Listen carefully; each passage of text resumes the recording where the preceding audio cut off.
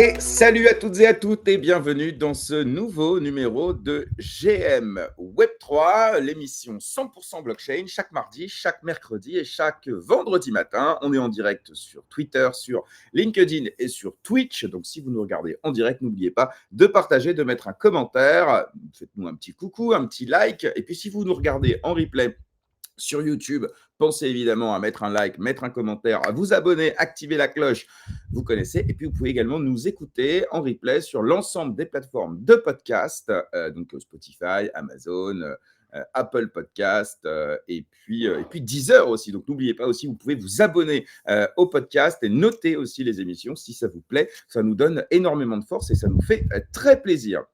Alors aujourd'hui, j'ai le plaisir de recevoir Abdel, Head of Écosystème de Starknet, que je vais recevoir dans quelques minutes. Mais d'abord, je vais vous parler du partenaire de cette émission, l'école blockchain Alira, qui nous accompagne et qui nous soutient depuis des années maintenant. Donc, Alira, c'est la première école blockchain de France qui, depuis 2019, moi, je n'étais pas en live à l'époque, en 2019, ça commence à dater, eh bien, elle forme les apprenants de demain sur des sujets bien précis. D'abord, évidemment, la blockchain en tant que consultant, en tant que développeur. Elle forme également sur des formations sur la tokenomics, sur l'étude de projets crypto.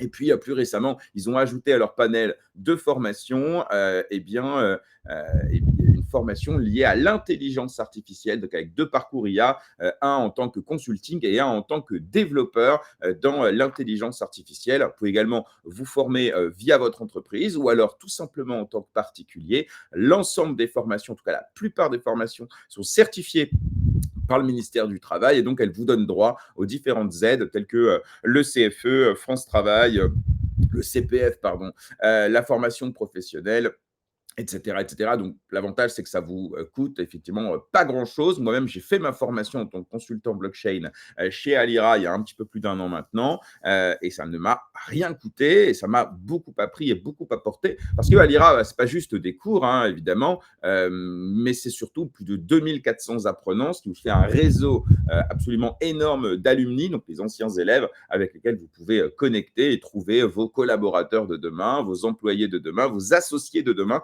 si vous souhaitez lancer un projet ou même vos clients de demain, si vous souhaitez devenir consultant. Concernant les formateurs, vous en connaissez évidemment beaucoup, hein, Gaëtan, spécialiste Ethereum et DeFi France.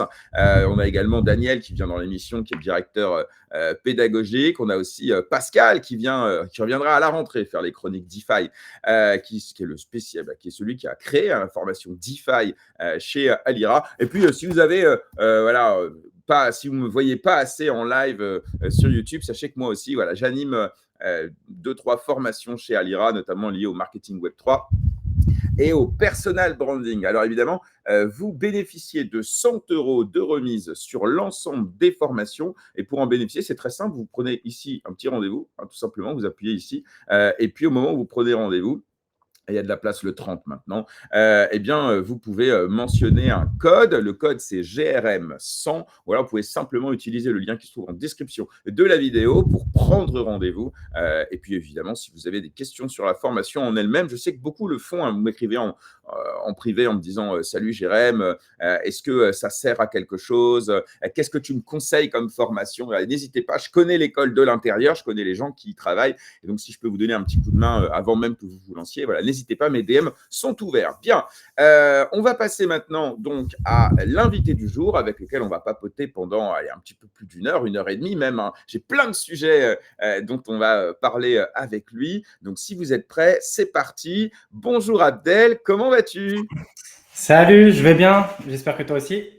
Écoute, je vais très bien. Je suis très heureux de te recevoir à nouveau dans l'émission. Tu étais venu il y a quelques Oh, un mois moment, maintenant. hein. Ouais, Ouais, c'est vrai que ça passe vite. À l'époque, on avait fait ensemble Clash de ouais. blockchain. Tu étais venu aussi tout seul. Et c'est vrai que c'était des situations intéressantes parce que ça te permettait, toi, de pouvoir être, j'allais dire, confronté, en tout cas, à d'autres visions à d'autres choix technologiques et parfois même les faire s'adoucir un petit peu, hein, on y reviendra aussi là-dessus. Et moi, c'est ça que j'aime chez toi, c'est que tu as des convictions, mais on peut regarder sur tes précédentes interviews où tu reconnais que sur ça, tu as un peu changé d'avis, sur ça, tu t'es adouci. Et ça, moi, j'aime bien. Voilà, je t'avoue que c'est des positions que je trouve très cool. Alors, pour celles et ceux qui ne te connaissent pas, il doit en rester un ou deux à peu près dans le CTFR. Peut-être, est-ce que tu peux te présenter succinctement? Ouais.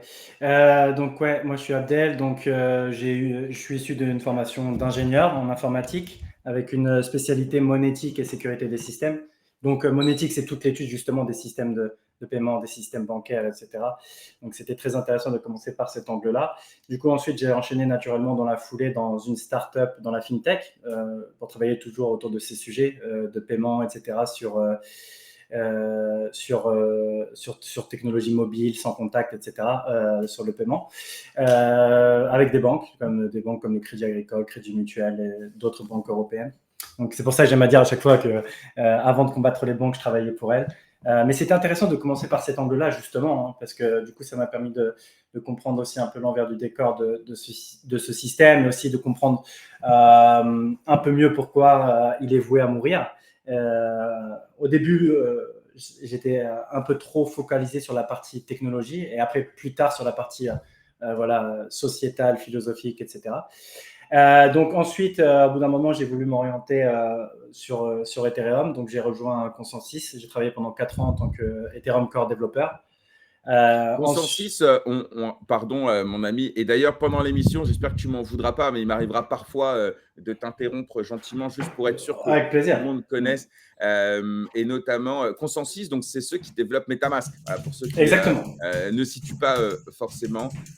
Juste, pardon, excuse-moi, Ouais. quand tu parles pas, coupe le micro parce que les bruits de clavier, on les entend de fou. Et je réponds juste dans les commentaires à Magic War. On n'est plus en live sur YouTube. J'ai pris cette décision il y a quelques semaines de cela. On est en live sur Twitch, Twitter et LinkedIn. Et YouTube, en fait, je la conserve pour mettre les replays des émissions sur lesquels voilà, je coupe un petit peu les morceaux qui servent à rien, etc.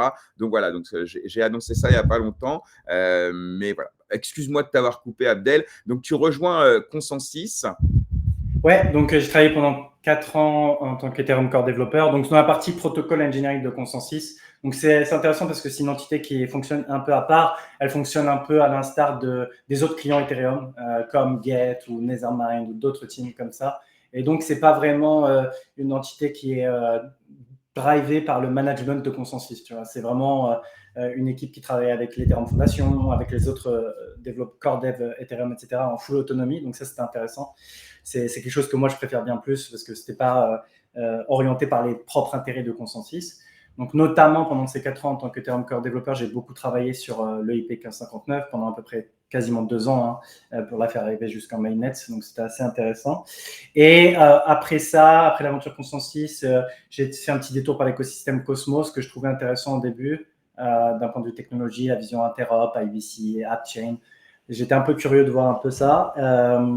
Rapidement, je me suis rendu compte que c'était cool niveau tech, mais ça m'apportait pas ce que moi j'avais besoin dans ce que je veux voir pour un avenir décentralisé, etc. Donc j'ai voulu revenir sur Ethereum. Mais comme j'avais fait pas mal le tour sur la partie Layer 1, on va dire, je voulais m'intéresser peut-être à des nouveaux enjeux, etc. Et l'enjeu du moment à cette époque, c'était vraiment la scalabilité. Donc je me suis dit, bon, bah, je vais explorer un petit peu toutes les solutions de scalabilité potentielles, etc. Donc tous les L2. Donc j'ai fait une analyse pendant plusieurs semaines pour les comparer vraiment en détail, d'aller les analyser un par un, etc. Et ma conclusion a été que pour moi, Starknet était celui qui avait le plus de potentiel. Avant même de connaître l'entreprise Starkware, les gens de Starkware, pour moi, j'avais bien aimé cette philosophie de dire on n'est pas des suiveurs, on va juste faire les choix qui ont le plus de sens à long terme, même s'ils sont difficiles. Donc moi, j'aimais beaucoup cette vision plutôt que de dire on va faire rentrer un carré dans un cercle. Ok, on va faire quelque chose depuis le début qui va être pensé pour du long terme et qui pourra être après le plus efficace long terme. Donc, J'aimais beaucoup cette approche. pour préciser un petit peu, parce qu'il y en a qui ne connaissent pas Starknet, ou alors ils ont peut-être entendu parler au moment du airdrop, parce que c'est souvent à ce moment-là qu'on entend parler d'une blockchain, mais pour résumer un petit peu, on rentrera évidemment dans le détail un peu plus tard, mais donc un Starkware, c'est une boîte qui a été fondée par Eli, je crois, il y a quelques années. Et le parti pris, en gros, hein, c'est un ZK Rollup. Donc, c'est-à-dire que c'est un L2 qui est bâti donc, sur Ethereum. Donc, comme il y en a plein, sauf que le choix, évidemment, technologique, c'est de se fonder sur les Zero Knowledge Proof plutôt que sur ce qu'on appelle les optimistes ou les optimistes roll-up comme Arbitrum, etc. Exactement. Ouais. Et donc, en gros, pareil pour ceux qui nous écoutent, parce qu'on ne connaît pas forcément le niveau et comme on va en parler un petit peu, est-ce que tu peux nous expliquer là aussi très simplement c'est quoi une ZK Proof, c'est quoi le principe du Zero Knowledge Proof? Ça va être la base évidemment de Starknet et des Snark et des Stark, dont on parlera aussi juste après si tu veux bien. Ouais, carrément. Du coup, juste pour revenir, Starkware est une boîte qui a pas mal d'âge maintenant, elle a quand même quasiment 8 ans maintenant, donc c'est pas, surtout dans le domaine de la crypto, c'est quand même énorme, 8 ans. Comme tu l'as dit, aujourd'hui, il y a beaucoup de L2, il y en a énormément. Mais Starknet, Starkware travaillait à l'époque où c'était vraiment le Big Four. Le Big Four, c'était Arbitrum, Optimism, zkSync et Starknet. Donc c'était vraiment là, avant toute cette explosion massive de tous les L2, dont énormément n'ont aucun sens, clairement. D'ailleurs, je tiens à souligner, au passage, ça me fait penser que L2Bit fait un travail incroyable en ce moment pour essayer un peu de couper le bullshit. Donc, L2Bit, c'est un site qui référence tous les L2. OK. D'accord. Et ils affichent des informations comme la TVL, l'activité, les fees, etc. Et en fait, il y a énormément de L2 qui sont listés. Mais là, récemment, je vais mettre le lien. Je viens de le découvrir. Je ne le connais pas. C'est vraiment la référence pour comparer tous les L2. Ouais, ok, excellent. Ouais. Ça, c'est bien. Parce que c'est vrai qu'on a le sentiment, tu sais, à l'époque, on disait il y avait trop de blockchain, il y a trop de crypto, il y a trop d'L2. Et donc, effectivement, c'est difficile d'avoir une information éclairée en termes de DeFi. On a DeFi Lama, bien sûr. Donc, c'est bien d'avoir des sources intéressante. Je le partage dans les commentaires et je te laisse poursuivre. C'est la meilleure source. Ils font un travail vraiment incroyable de recherche et ils font pas de cadeaux au team, même à nous, je peux te le dire. Donc, notamment, il y a un truc qui est vraiment intéressant, c'est la classification des sécurités. Je sais pas si tu as déjà entendu parler de Stage 0, Stage 1, Stage 2. C'est en fait, du coup, les roll-up et les L2, l'idée, c'est d'aller à terme vers la décentralisation et vraiment une sécurité la plus optimale. Et en fait, tous les L2 se sont lancés avec un petit peu des roulettes, si on fait l'analogie avec un vélo, pour commencer doucement et un peu graduellement. Pardon, en tout cas, de ce qu'on comprend des L2, la décentralisation, c'est un enjeu secondaire. D'abord, en tout cas, de ce qu'on comprend au départ, c'est plutôt de la scalabilité. L'objectif, c'est vraiment ça. D'ailleurs, c'est de scaler le L1. Donc, en l'occurrence, là, on parle d'Ethereum. Après, évidemment, il y a une espèce de ligne asymptotique de la décentralisation où au départ, en général, il commence de façon très centralisée. Ce que d'ailleurs on peut comprendre en disant Bitcoin au début était très centralisé au début et puis ensuite évidemment avec le temps il s'est décentralisé, il a gagné en sécurité, la blockchain a été éprouvée, elle a connu des situations et c'est bien que le temps décentralise et sécurise. Et là tu me dis qu'aujourd'hui eh bien le L2, la décentralisation, c'est devenu un enjeu de la part des utilisateurs qui commencent à être critiques un petit peu, notamment on pourrait parler alors Polygon, c'est pas vraiment un L2, c'est plus une sidechain, mais on a beaucoup reproché, tu vois, au fait que en fait, tu as 3 mecs qui contrôlent les clés, enfin, bon, je vulgarise, hein, mais ça aujourd'hui, c'est quelque chose qui est de plus en plus demandé par les utilisateurs. Pas assez par les utilisateurs, malheureusement. Heureusement qu'il y a quelques acteurs comme L2Bit, justement, qui est l'une des rares teams qui met ça au grand jour et qui essaye d'alerter les utilisateurs. Là, récemment, quand il y a des L2 qui, franchement, font n'importe quoi au niveau de sécurité, ils le disent sur Twitter. Ils disent attention, les gars, si vous mettez votre argent là-dessus, voici dans quelles conditions vous pouvez vous faire pull, etc. De manière très claire, très limpide, etc. Donc non, d'un point de vue user, malheureusement, je ne vois pas encore assez cette demande, cette volonté d'avoir plus de... Parce que le plus important pour le user, c'est l'UX, en fait. C'est qu'il faut que ça aille vite. Il faut qu'il y ait le moins de barrières, donc le moins de bridge. C'est pour ça qu'on parle aujourd'hui que d'interopérabilité. On a envie de pouvoir transférer ses assets, etc. En fait, la décentralisation, moi, j'ai une thèse là-dessus. J'aimerais bien avoir ton avis là-dessus. Il va falloir qu'il y ait un hack de L2 ou un hack de L1, mais un vrai qui va à l'encontre des utilisateurs. Si on prend les 2 derniers événements, si tu veux bien, tu les as sans doute suivis, dans lequel la centralisation a été un issue, tu vois, un problème, mais pas dans le sens négatif, en tout cas pour les utilisateurs, c'est Hyperliquid, dans lequel les nœuds se mettent d'accord pour rollback le prix Ouais. au moment du hack de Jelly. Et puis, Ouais. on a eu ensuite ce qui s'est passé sur Cetus, qui est un DEX Concentrated Liquidity DEX sur SUI. On va en parler tout à l'heure d'ailleurs si tu veux bien. Et là, pour le coup, si je me souviens bien, c'est les validateurs, les nœuds qui se sont mis d'accord pour accéder au wallet du hacker, si j'ai bien compris, pour ensuite leur transférer aux utilisateurs pour que personne ne perde d'oseille. Bref, donc la centralisation de ces blockchains a été dans le sens de l'utilisateur. Donc, on peut comprendre qu'en général, l'utilisateur, la décentralisation, dans ces cas-là, par exemple, ça lui aurait posé problème. Mais qu'est-ce que tu penses de ça, justement? Je suis 100% d'accord avec ta thèse, j'ai la même depuis le début. C'est triste à dire, c'est pas que j'espère que ça arrive, mais malheureusement, je pense que les gens ont besoin de ça pour se réveiller. Je suis 100% aligné avec ta thèse, complètement. Je suis vraiment d'accord avec ça. C'est triste d'en arriver là, mais et comme on dit souvent, la décentralisation, c'est pas important jusqu'à que ça le soit, mais quand ça l'est, c'est souvent trop tard. C'est ça le problème. Ouais. Mais tu vois, c'est comme l'histoire de la monnaie. Tu vois, je te donne l'exemple tout con. Bitcoin, il arrive en 2008 en disant système financier opaque, monnaie fiat qui repose sur rien. Et en fait, on se dit, tant qu'on ne se rend pas compte au quotidien que les monnaies valent plus rien, tant qu'on ne se rend pas compte que quand on va au marchand, eh bien, l'euro, tant qu'on ne s'en rend pas compte dans notre quotidien un peu égoïste, en fait, on se dit, bah, ça sert à quoi Bitcoin? L'euro, c'est bien, c'est stable. Et en fait, on a besoin souvent d'une crise qui fait mal, je pense, pour se rendre compte des problèmes. Donc, tu as raison, c'est cynique, on ne peut pas le souhaiter à titre individuel, mais pour l'état de l'art de la blockchain et demain sur l'adoption de masse, on y reviendra tout à l'heure, peut-être que c'est un mal nécessaire, effectivement. Ouais, complètement. Et donc, l'exemple de monnaie fiat, comme tu dis, exactement. Et c'est pour ça que des pays comme la Turquie, l'Argentine, le Liban, ils ont très bien compris, en fait, qu'on ne peut pas compter sur les monnaies fiat et qu'on ne possède pas vraiment notre argent. Quand tu vois des scènes de prise d'otage de banque, des gens qui essaient de récupérer leur argent et qui, là, se rendent compte que ce n'est pas leur argent, que ce n'est même pas de l'argent. Donc, ouais, ces pays-là, ils commencent… D'ailleurs, c'est peut-être, entre guillemets, un mal pour un bien. Pour eux, entre guillemets, de rattraper leur retard, peut-être aussi de sortir de l'hégémonie du dollar progressivement, etc. Par exemple, tous les pays en Afrique.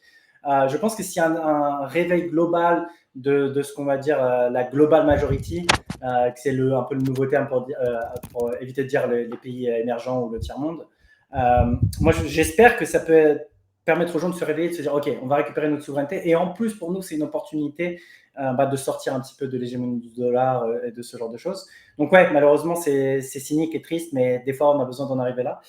Donc, je suis d'accord avec ta thèse. Et donc, pour finir sur L2Bit et les différents niveaux, donc il y a 3 niveaux principaux pour les L2. Stage 0 qui est le pire en termes de sécurité, Stage 1, Stage 2.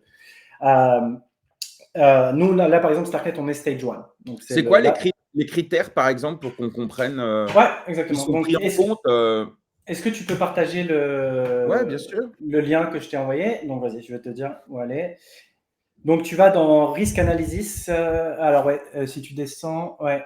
Ah oui, tu es sur Starknet directement. Ok, parfait. Donc, là… Oui, pardon, quand j'ai été visiter la page, j'ai directement. Mais tu veux que j'aille sur la home? Non, c'est très bien. C'est très bien. Donc, vas-y, descends sur la page de Starknet jusqu'à Risk Analysis. Ouais, j'y suis. Voilà. Donc là, tu as vraiment tout le détail. Voilà, tu descends encore un peu et tu as les stages. Encore un peu, encore un peu, encore un peu. Voilà, roll-up stage. Donc là, tu as tous les stages. Tu vois qu'on coche toutes les conditions pour être un stage 0. Donc si tu déroules, voilà, exactement. Donc il faut avoir un système avec des vraies preuves.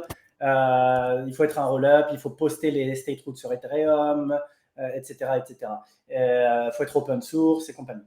Donc ensuite, stage 1, c'est par rapport à toute la gouvernance du bridge avec un security council qui comprend des membres qui ne sont pas l'entreprise elle-même pour laisser une time window de 7 jours avant de faire un upgrade, pour éviter que, par exemple, on fasse un upgrade dans le bridge pour pouvoir repool les users. Donc, les users, ils auraient 7 jours pour s'en rendre compte, ce genre de choses. Donc, nous, on est à ce stage-là. Et ensuite, le stage 2, qui est le Graal, entre guillemets, en termes de sécurité pour les roll-ups. Donc là, c'est encore une meilleure sécurité, de meilleures garanties contre les rug pools, etc. Il y a la seule façon d'upgrader de manière rapide, c'est d'avoir un bug de sécurité qui est prouvable. Et sinon, tu es obligé d'attendre 30 jours. Donc là, c'est beaucoup plus de confort pour les utilisateurs anti-rug pull, etc. Et la décentralisation, évidemment, qui aide beaucoup à obtenir le stage 2. Donc, alors, attends, viens, on fait un... Ouais, si tu fais un truc, on va aller voir, par exemple, Arbitrum, parce que c'est le plus gros, le Layer 2 aujourd'hui, non? Ouais, c'est Arbitrum et Base, ouais. Ouais, Base aussi, ouais. Mais après, je crois qu'en termes de TVL, mais bon, après, tu sais, les données, c'est compliqué la sinon, TVL. Va sur la page d'accueil Summary de L2B, comme ça, tu vas les avoir tous et tu vois directement le stage de tous.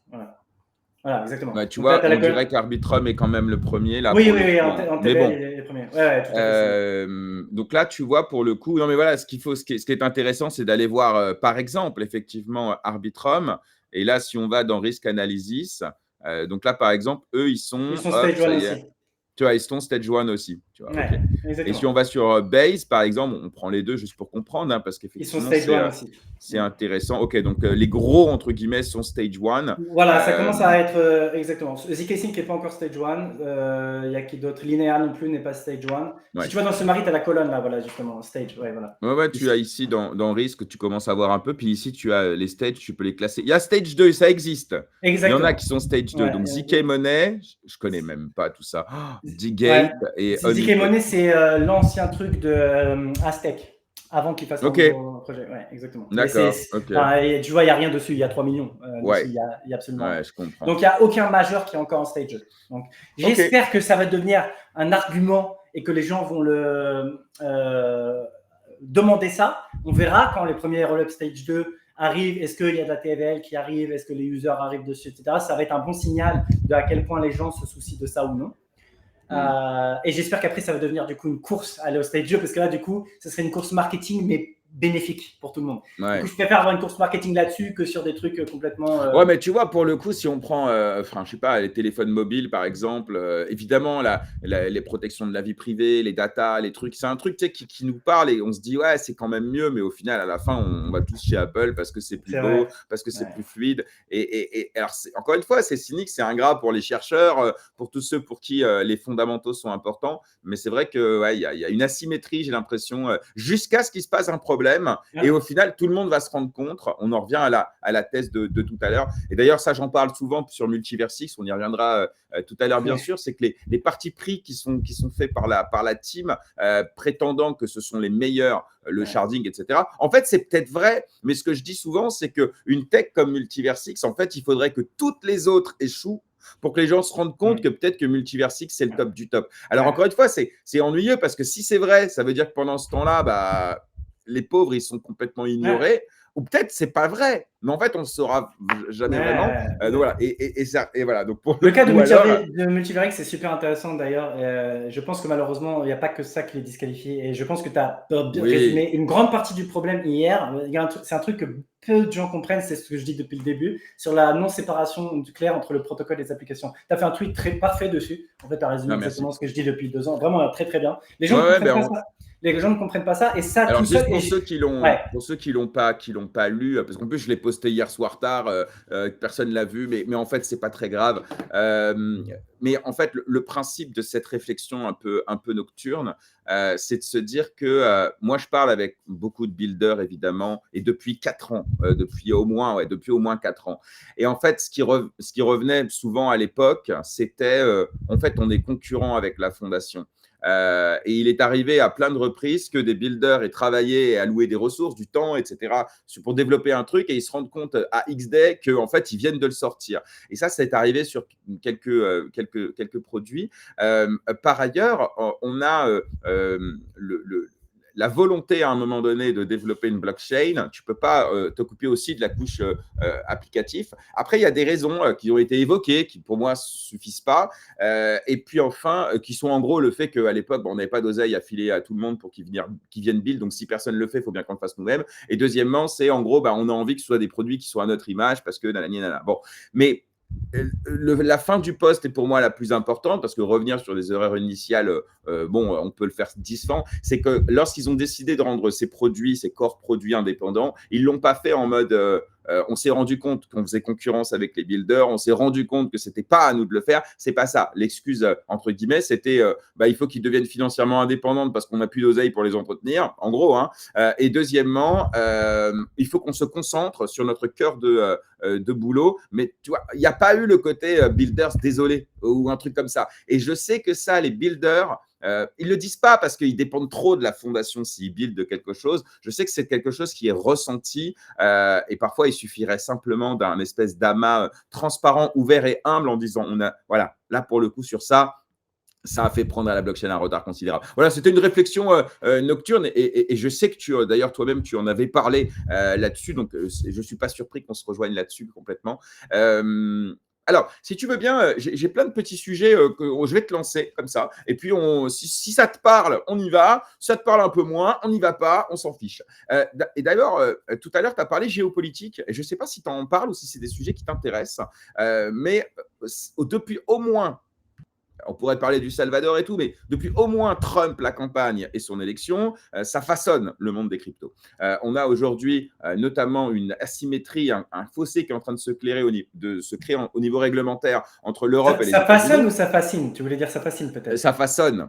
Ça façonne les rapports de force. Évidemment, oui, mais c'est fascinant, mais ça façonne de mon point de vue les rapports de force. Donc, réglementation, en gros, UE contre États-Unis, que ce soit sur les crypto-actifs, mais aussi sur les stablecoins. On a l'essor des stablecoins, justement, dans la finance traditionnelle avec des acteurs comme Circle, avec JP Morgan, avec même des acteurs de l'industrie comme Walmart, Amazon. Enfin, tout le monde s'y met, en tout cas outre-Atlantique. Mais même en France, hein, on a Forge, aujourd'hui, Société Générale, qui lance un stablecoin dollar, parce qu'il a bien compris que personne n'allait utiliser un stablecoin euro. Bref. Et puis, à côté de ça, on a les enjeux, tu en as parlé, et donc je suis content que ce soit un enjeu qui te parle. Je me doutais, mais je ne t'avais pas entendu te prononcer là-dessus. C'est sur justement les enjeux d'inclusion financière, les enjeux pour les pays émergents, etc. Et je ne suis pas tombé sur des propos à ce sujet. Tu en as peut-être parlé, mais je crois que tu fais beaucoup d'émissions, beaucoup de posts, donc c'était difficile. Mais voilà. Tu as raison, je n'ai pas l'occasion souvent d'en parler, malheureusement. Ici, on adore ça. Énormément à cœur. Ça ne me surprend pas parce qu'on est tous on a tous un corps politique, que ce soit qu'on se considère comme français, comme européen, par nos origines. Donc, on est forcément de quelque part, et donc c'est important d'avoir ce sujet. Donc, j'aimerais bien. Par exemple, mon t-shirt, c'est clairement un message politique, par exemple. Alors, tu vois, pour le coup, regarde ce qu'on va faire pour que tout le monde puisse le voir. Il est inversé. Mirror caméra. Voilà. Make war unaffordable. Qu'est-ce que tu entends par là? Ouais, si tu peux l'expliciter pour celles et ceux qui nous écoutent. Ok. L'idée de Make War Unaffordable, donc c'est un motto qui est assez populaire dans l'écosystème Bitcoin et que moi j'adore. Et que je trouve que c'est pas un mème, c'est une réalité. Alors ça veut dire quoi? En gros, pour la faire simple, le moyen le plus simple pour le gouvernement de financer les guerres, c'est quoi? C'est de l'impression monétaire. Donc l'idée, c'est si on était dans un monde avec un standard Bitcoin, un standard Bitcoin, ça veut dire que soit Bitcoin est la monnaie universelle dans le monde, ou alors au moins les monnaies fiat doivent être backées par Bitcoin, au même titre qu'on avait le gold standard à l'époque où les monnaies fiat devaient être backées par de l'or. Donc dans un monde où on aurait un Bitcoin standard, il devient beaucoup plus difficile pour les gouvernements de financer des guerres. Et donc ça c'est intéressant, par exemple, je recommande à tout le monde, si ce n'est pas déjà fait, de lire le Bitcoin Standard, le livre de Saifeddin, qui est incroyable. Et justement, il parle des exemples dans l'histoire, l'histoire avec un grand H de l'humanité, de l'impact d'avoir ou de ne pas avoir une hard money sur les guerres, etc. Donc un exemple typique, c'est l'Empire romain. Donc l'Empire romain était énormément gourmand en ressources militaires, en expansion, etc. Et il y avait certains empereurs, je ne me rappelle plus lequel exactement, ils devaient financer encore et encore des expansions et des conquêtes militaires, etc. Et au bout d'un moment, ils se retrouvaient à court de trésorerie, etc. Et pourtant, eux, à l'époque, la monnaie, c'était littéralement de l'or, c'était des pièces d'or. Donc qu'est-ce qu'ils ont dû faire? Ils ont dû récupérer les pièces d'or des gens, les fondre et les diluer. Donc, la quantité d'or dans les pièces était diluée, etc. Donc, il y a même un événement qui est bien connu, je crois, c'est le fait de rogner les pièces, réduire leur taille, justement, pour en faire, en gros, avec la même quantité de métal, tu peux faire donc Voilà, 2 pièces de la même valeur qu'on appelle une valeur faciale. Et donc exactement. ça, clairement, c'est la dévaluation d'aujourd'hui, quoi. Exactement. Ça revient, Contrairement, exactement, ça revient à c'est l'impression exactement monétaire. ça. C'est Ouais. exactement la même chose. Et donc, il explique justement que ça, en grande partie, à terme, aboutit à la destruction de l'Empire romain, parce que, OK, au début, ils arrivaient à financer comme ça, etc., mais ça faisait constamment dévaluer le patrimoine des gens, et au bout d'un moment, c'était plus tenable, Ouais. etc. Donc, ça, Mais c'est un tu bon vois, sur ce exemple. sujet-là, j'ai eu un échange sur X à ce point, à ce sujet, il y a quelques semaines de ça. D'ailleurs, ce qu'on en parle, ça me rappelle. Et en fait, parce que je suis un peu taquin, puis j'essaye toujours d'aller challenger un petit peu les visions que j'estime comme étant peut-être un peu trop binaires. Ouais, Et là, cette thèse-là, elle est jolie. Je trouve ouais.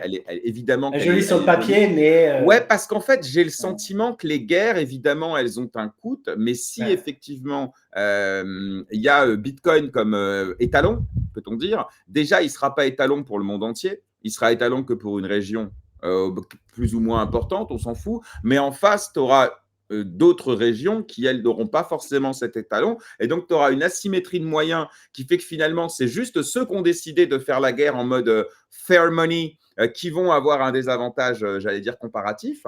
Et puis en plus de ça, on sait que beaucoup, et si quand bien même le monde entier prend cet étalon, mais dans ce cas-là, c'est pas grave. Les guerres, elles seront juste moins chères, elles seront juste moins coûteuses, mais ça n'empêchera pas les hommes de se faire la guerre pour des raisons qui sont supérieures au coût, ne serait-ce ouais, que les matières premières, l'accès ouais, à l'eau, la volonté d'agrandir un territoire, les luttes ethniques. Enfin, tu vois, en ouais, Afrique, tu as des conflits où ils n'ont pas 1 euro, mais ouais, bien pourtant, sûr. ils se font la guerre et les morts se comptent en millions. Donc, Ouais. C'est évidemment que souvent ce cette qu'on me dit, idée, que cette thèse est belle, mais qu'elle est trop naïve, etc. Moi, ce que je réponds, en fait, c'est qu'effectivement, tout seul, ça suffit pas. Mais moi, ce que j'espère, c'est qu'entre guillemets, ça soit une sorte de wake-up call pour l'humanité et de se dire, OK, d'une part, des alternatives existent, et d'autre part, je me dis que si on arrive à avoir un monde dans lequel on est dans le Bitcoin standard, ça veut probablement aussi dire que les gens se soucient plus de leur souveraineté et de leur liberté. Et donc, c'est la première pierre dans le chemin de remettre en question les décisions des gouvernements, etc. Donc, je me dis, dans un monde drivé par le Bitcoin standard, les gens sont plus conscients, veulent leur liberté, leur souveraineté, et aussi, ils vont challenger tout. On commence par challenger la monnaie, mais après on va challenger le fait qu'on fasse la guerre à un autre pays. On va dire non, mais attendez, est-ce que nous on veut faire une guerre? Bah non. Et en fait, mais du dans ce coup, cas-là, ouais, tu mènes à plus de guerres, sauf que ça devient des guerres civiles ou ouais, des révolutions. Ou des exactement. Alors ça, c'est révolutions. intéressant parce que la semaine dernière, j'en parlais avec Eli, donc mon boss, mon CEO, le CEO de Starkware, et il me disait ça, il avait peur. Enfin, il me disait lui, ouais, Adèle, c'est beau et tout, mais j'aimerais qu'on aille dans le Bitcoin standard, mais j'ai peur de l'étape de transition parce qu'il me dit, pour lui, c'est un chemin qui sera bercé de sang, etc., et de guerre civile pour en arriver là. Parce qu'en fait, ça remet en question même la notion d'État. Parce que le symbole de la puissance de l'État, c'est littéralement la monnaie. Donc si tu En tout cas, challenges. Ouais, pardon, je ne sais pas si c'est la monnaie, même si c'est un des étendards du pouvoir de l'État, c'est surtout le fait de déléguer une partie de sa souveraineté individuelle.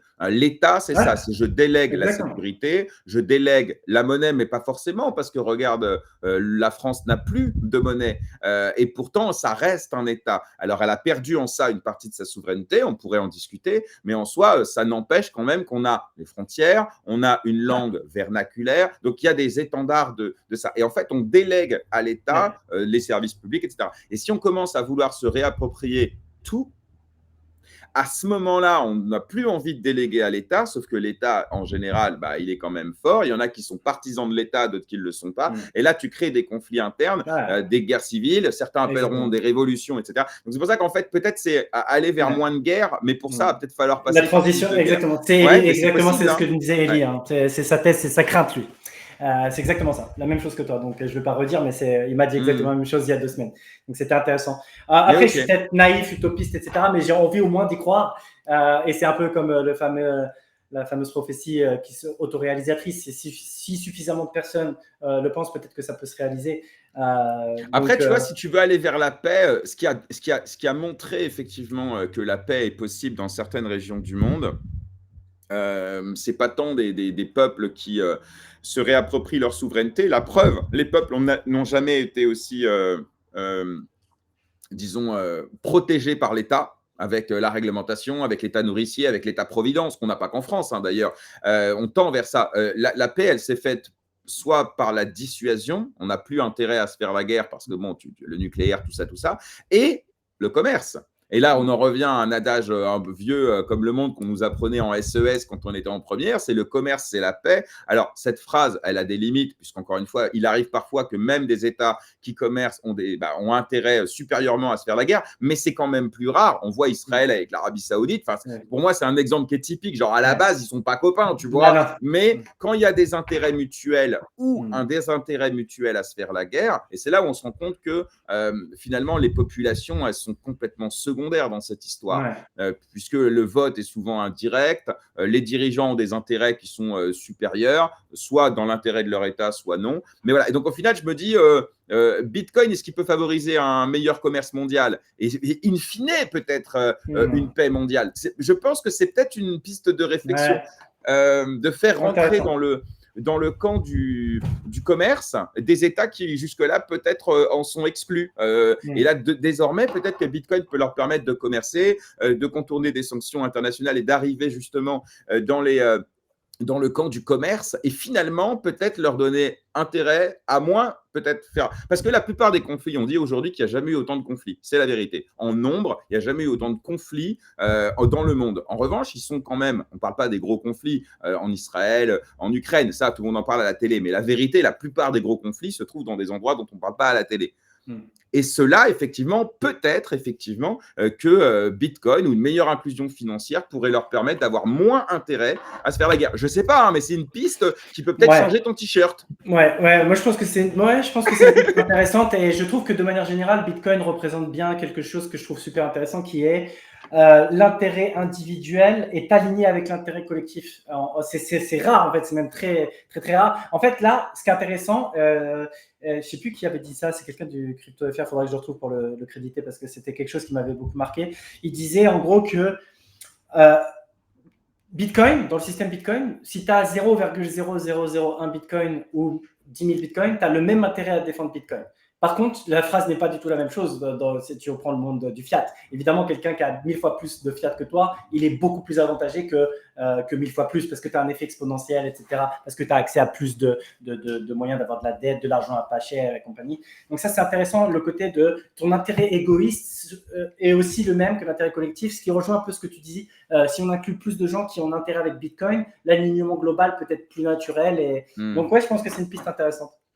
Ouais. Et alors, dernier sujet au niveau géopolitique, est-ce qu'il y a une région du monde qui peut-être t'intéresse ou que tu suis davantage et sur lequel les cryptos, donc je prends dans leur ensemble, ça peut être stablecoin, ça peut être Bitcoin, ça peut être même la blockchain en tant que base de données qui permet demain de développer de l'entrepreneuriat, etc. J'en sais rien. Est-ce qu'il y a une région ou un exemple que tu veux nous donner? Moi, ça m'intéresse, moi, de voir ce qu'on dit pas forcément, on ne parle pas beaucoup finalement. Je ne sais pas s'il y a un truc qui te vient en tête, qui t'intéresse et que tu veux nous partager. L'Afrique, de manière générale. Mais même l'Afrique, c'est ultra large. Alors, plus précis que ça, d'accord. Bah ouais, parce qu'en fait, moi, j'ai fait des tables rondes sur l'Afrique et on se rend compte qu'il y a plusieurs Afriques, qu'il y a des tonnes de cas d'usage. Il y en a qui sont plus ou moins avancés. On peut parler de l'Éthiopie, on peut parler de la Gambie, on peut parler du Maghreb. Est-ce qu'il y a, toi, peut-être soit un pays, soit une région qui te peut-être parle plus ou que tu suis davantage, par exemple?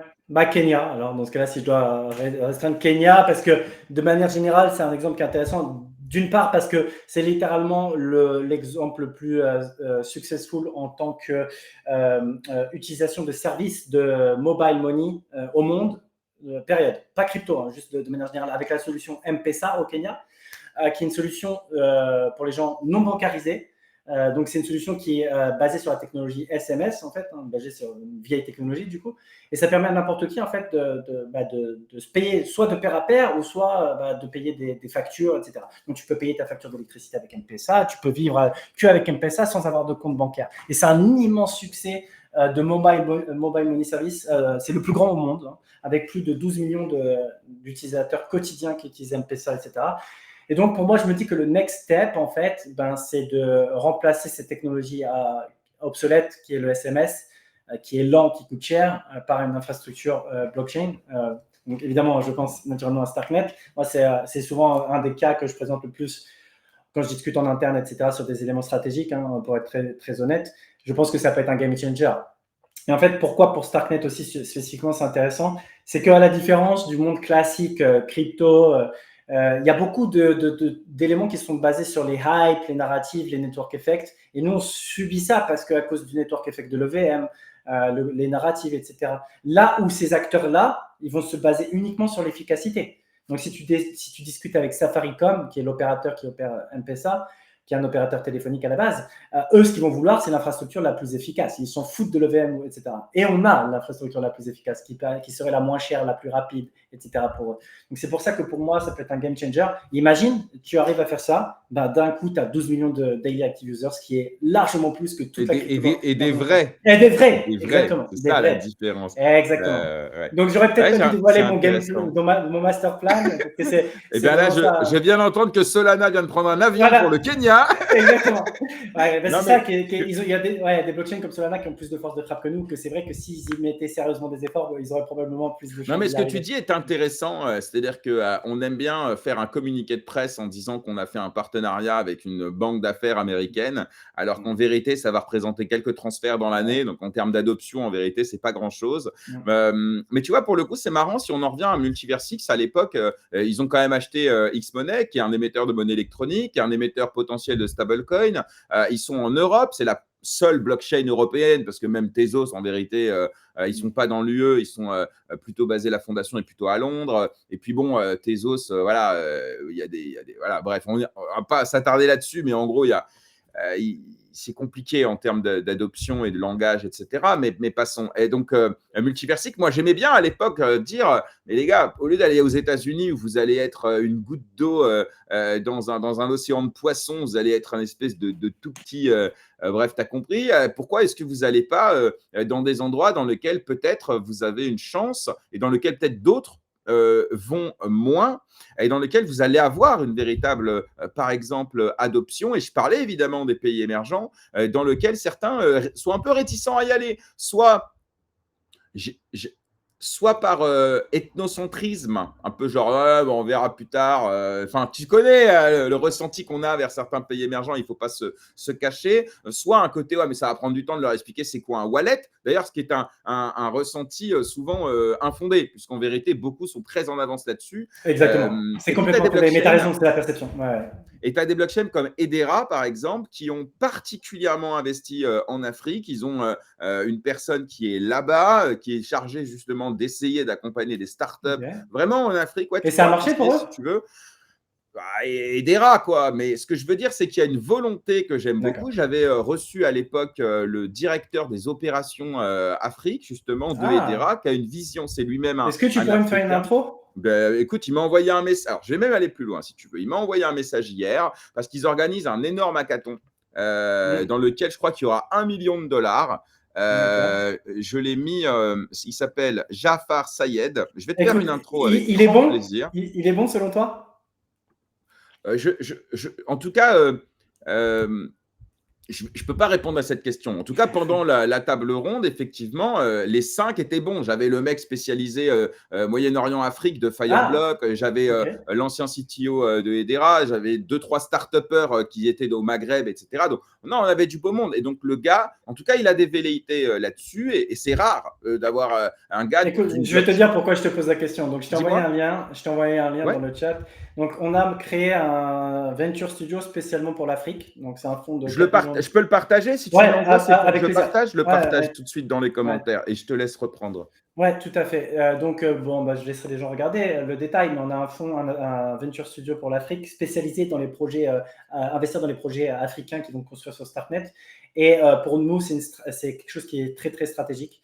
Donc, on a Keke qui dirige cette initiative et il est en train de recruter. Donc, on a recruté une personne qui travaillait avant à la NIR Foundation, qui est aussi africain, etc., qui est localement basé en Afrique, etc. Et justement, on continue d'étendre cette équipe. C'est pour ça que je te pose la question. Donc, pour nous, l'Afrique, je ne peux pas encore dévoiler, mais on a déjà sécurisé des deals très intéressants en Afrique avec des vrais projets qui résolvent des vrais problèmes. Donc, des consumer apps que les gens utilisent dans la vraie vie et qui vont arriver sur Starknet dans le courant de l'année. Avant la fin de l'année, il y en aura déjà qui seront live en production, qui sont des vrais use cases, qui solvent des vrais problèmes de temps.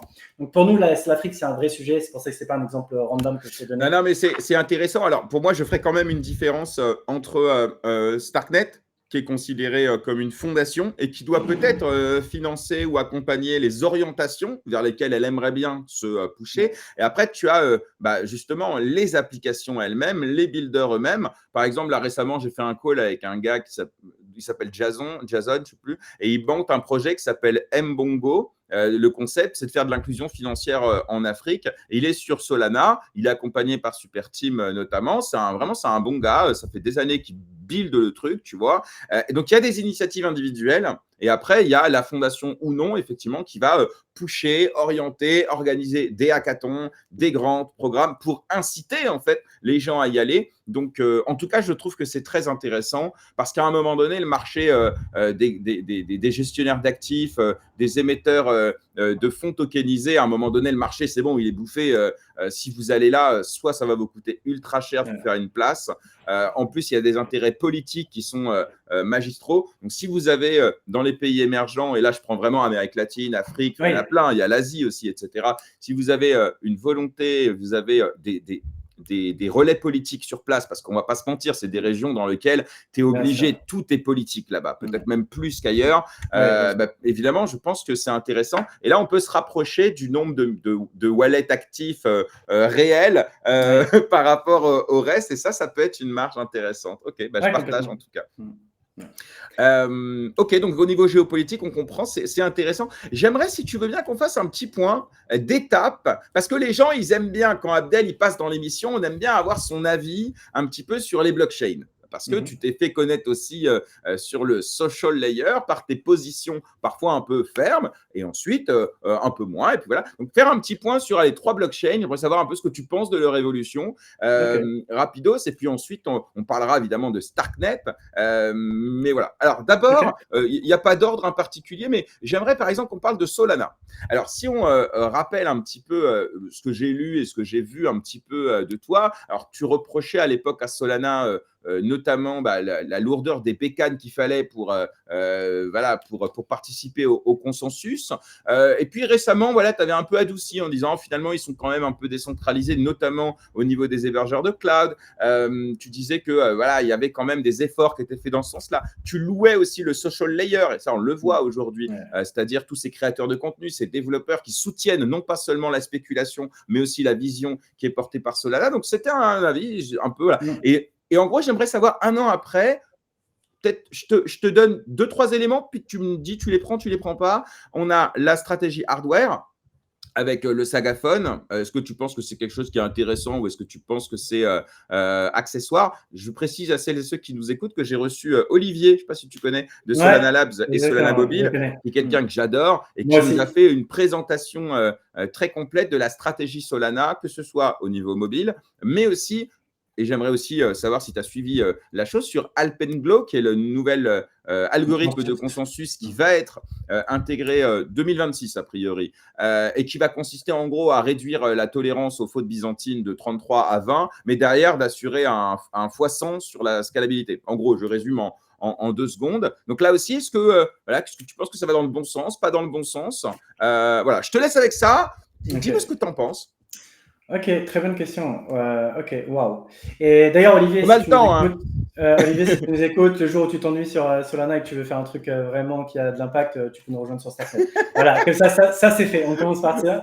Solana, effectivement, c'est vrai que j'ai un petit peu revu à la baisse mes attaques sur Solana. Donc, pour être très clair, je ne le considère toujours pas comme un layer incrédible. Je le mets absolument pas dans la même ligue que Bitcoin et Ethereum. Ça n'a pas changé. Malgré tout, c'est vrai que, comme tu l'as dit… pardon, excuse-moi, en 2 mots, pourquoi? C'est quoi la raison principale?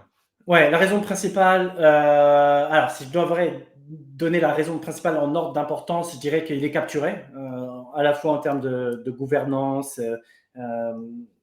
capturé. Il est capturé par les VC, par la fondation, par les token holders, la distribution, etc.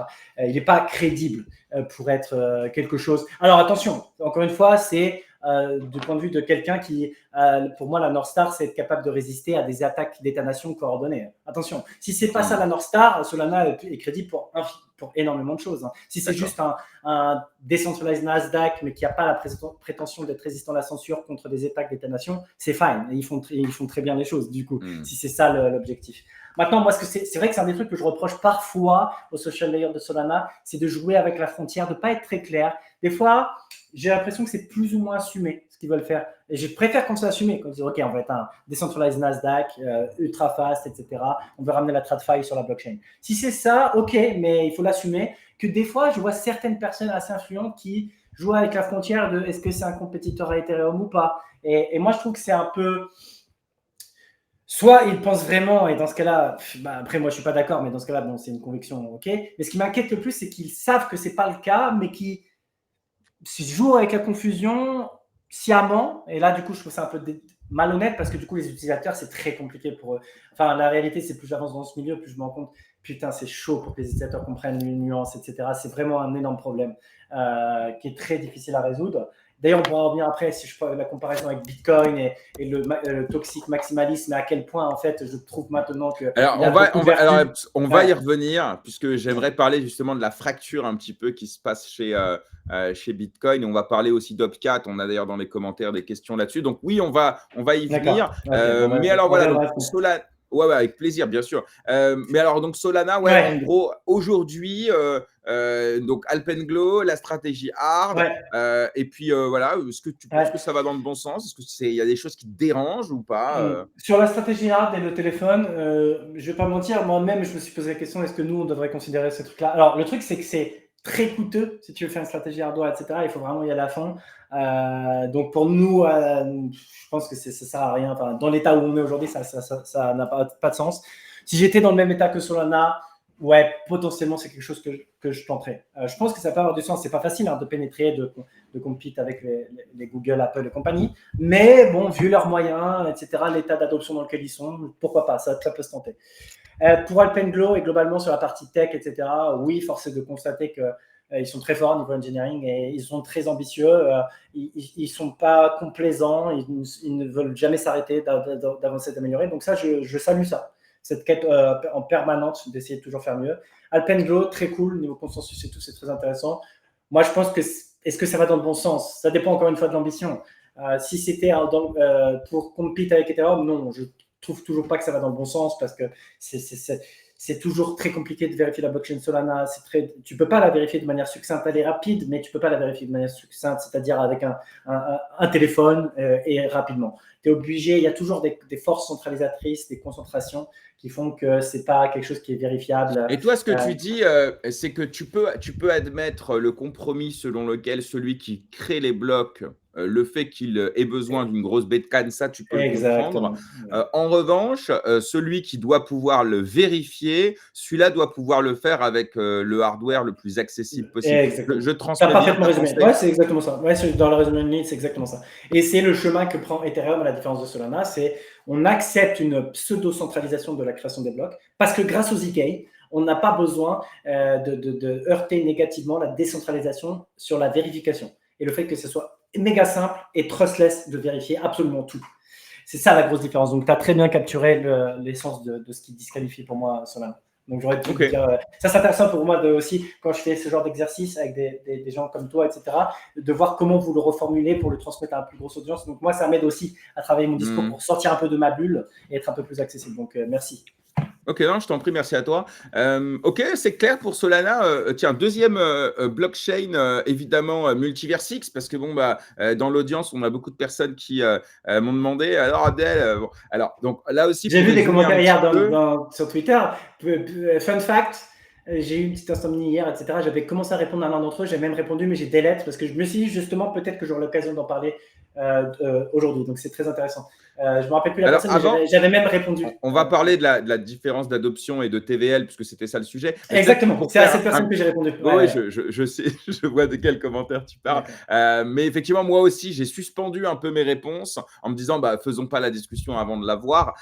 Mais juste pour faire un petit feedback, là aussi, mettre un peu de contexte, tu étais très critique sur Multiversix.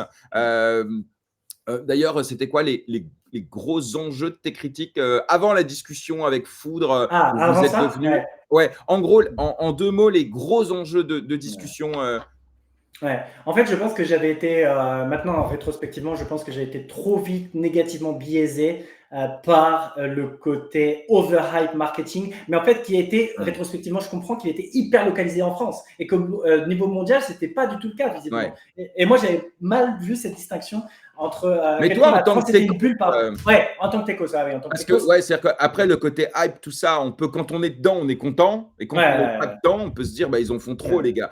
Mais ça, ouais. je pense que j'imagine, tu vaux mieux que ça. Et Ouais, donc, tes ouais. critiques, j'imagine, il y avait aussi. C'était pas que basé là-dessus, évidemment. Voilà. Non, d'un point de vue tech, alors en fait, de manière générale, je les mettais à la même enseigne que, ou même pire qu'un Solana, etc. C'est juste que je les considère, enfin, pour le dire très clairement, pour que l'audience comprenne très clairement, je ne considère aucun alt layer one comme crédible. Et par rapport à moi, ce que je veux voir, c'est tout en fait. Il y a Bitcoin, Ethereum et tout le reste. C'est juste ça. Ouais, Et en mais fait, ça, pardon, mais là aussi, j'ai le sentiment que tu vaux mieux que ça. C'est-à-dire que ça, c'est du dogme. C'est-à-dire, en gros, ouais. c'est Bitcoin, Ethereum et le reste. Et j'imagine, parce que je t'ai beaucoup écouté et beaucoup lu, Hmm. que tu es en mesure, et tu l'as déjà démontré d'ailleurs, d'aller un peu au-delà. Je précise, comparer Solana avec Multiversix en termes de décentralisation et d'accessibilité du hardware n'a pas de sens, puisqu'aujourd'hui, Ah tu peux oui, faire oui, oui. un nœud Multiversix sur un pi, je sais pas quoi. Ouais. Donc, c'est hyper facile. Il y a 3200 nœuds quand il y en a 1500 à peu près Hmm. sur Solana. Donc, de ce point de vue-là, et ça, c'était déjà le cas à l'époque. Ouais. Et deuxième élément, et pourtant, je suis le plus critique de Multiversix, donc je ne suis pas là pour. Bien Voilà. sûr. Mais Ouais. sur ce point-là, j'imagine qu'on peut aller un peu au-dessus de ça. Et comparer avec Ethereum, pour ceux qui nous écoutent, c'est important de comprendre que la stratégie de Multiversix, donc Elrond à l'époque, c'est de faire en gros ce que Ethereum avait prévu de faire. À En la gros, base. c'est-à-dire le sharding. Ouais. Et Ethereum, entre deux, a changé son fusil d'épaule. Faire Exactement. les Ouais. blobs, etc., etc. Bon, donc c'est pour ça que quand tu critiques de façon ferme Multiversix, est-ce que c'est parce que tu t'es pas plongé dans le truc et que la hype finalement, et quand tu t'y intéresses, finalement, t'adoucis un peu, mais t'es pas Ouais. autant convaincu. On est d'accord. Ouais. Non, non, alors, d'un point de vue purement tech, ok, si je reviens, c'est vrai que la comparaison n'est pas fair sur les critères pour lancer des full nodes, etc. Et Multiverix est bien meilleur que Solana sur ça. Ok, disons très clairement. C'est vrai qu'il ne faut pas que je fasse de raccourcis. J'essaye d'être fair. Hein, Non, t'as raison. Non, c'est très ouais. important. Alors, ce que j'aime pas avec eux, et ça je le dis tout le temps à Robert, c'est que, alors d'une sur le sharding, etc., je pense qu'ils survendent le truc et qu'en fait, c'est pas fair de le présenter comme ça. C'est pas la résolution ultime du trilemme de la blockchain comme ils le font prétendre. Il y a quand même des compromis.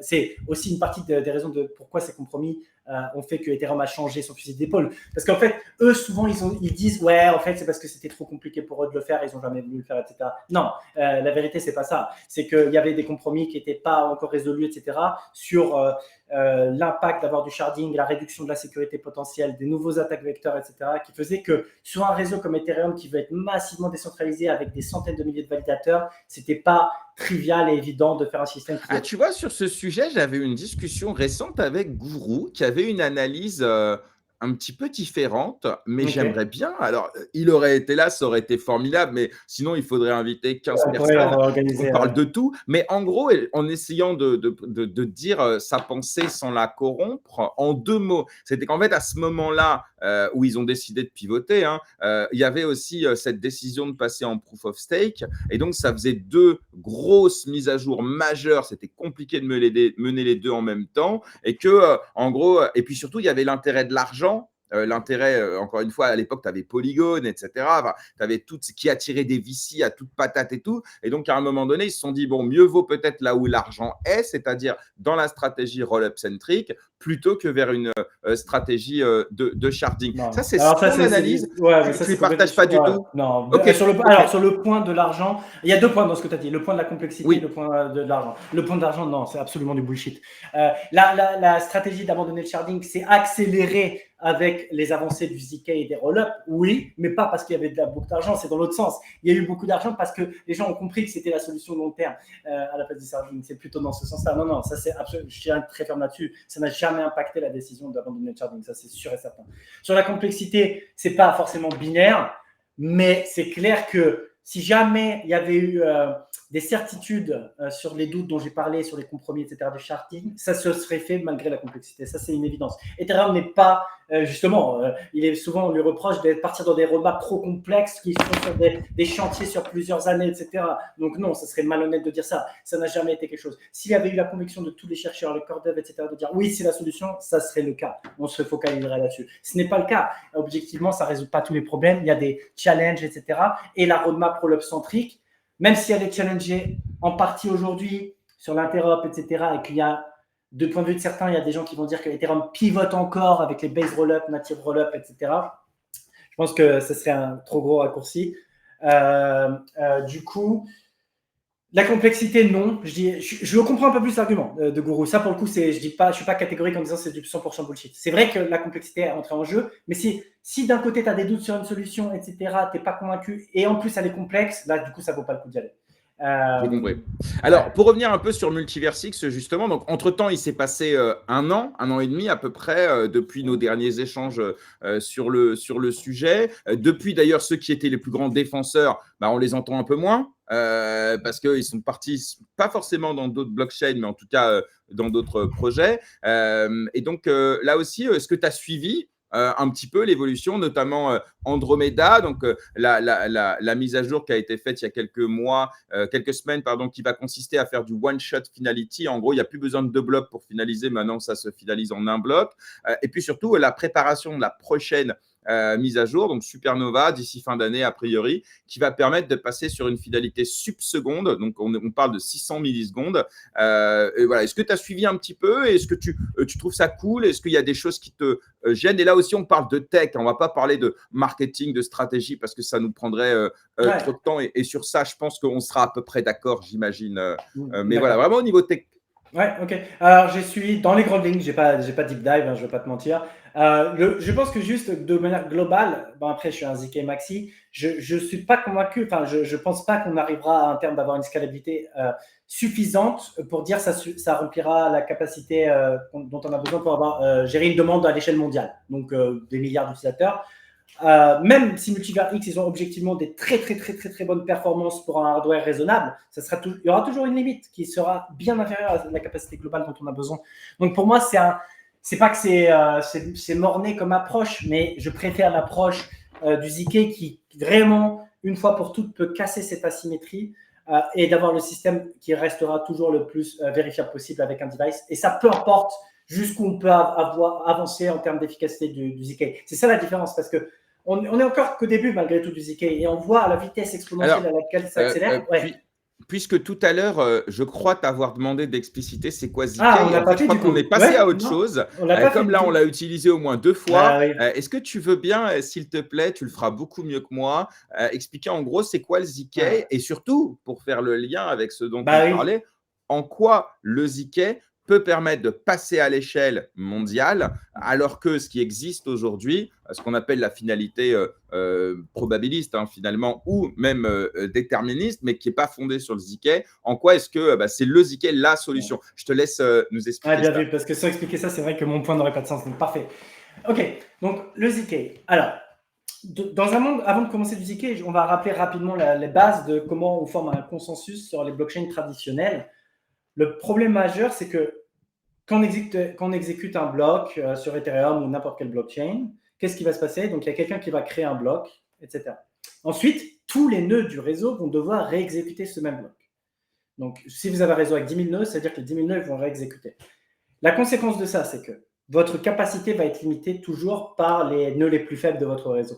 Et en fait, on va avoir une tension insoluble entre à quel point on va gérer le nombre de transactions haut sans devoir heurter la décentralisation pour que ça reste accessible à n'importe qui de lancer un nœud et de participer, d'avoir la souveraineté complète. Donc, en théorie, si vous voulez avoir le meilleur niveau de self-custody, souveraineté, etc., chacun devrait lancer son propre nœud. Comme ça, c'est le seul moyen d'être capable de vérifier que personne ne triche, etc., de vérifier toutes les règles de consensus.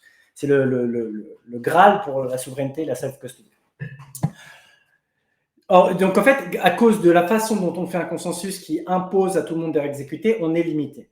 Donc, Solana se sont dit très rapidement, c'est pas grave, seules des machines très performantes pourront vérifier, mais on est à l'aise avec ça. Et au moins, on peut augmenter la scalabilité. Je résume dans les grandes lignes pour faire le point.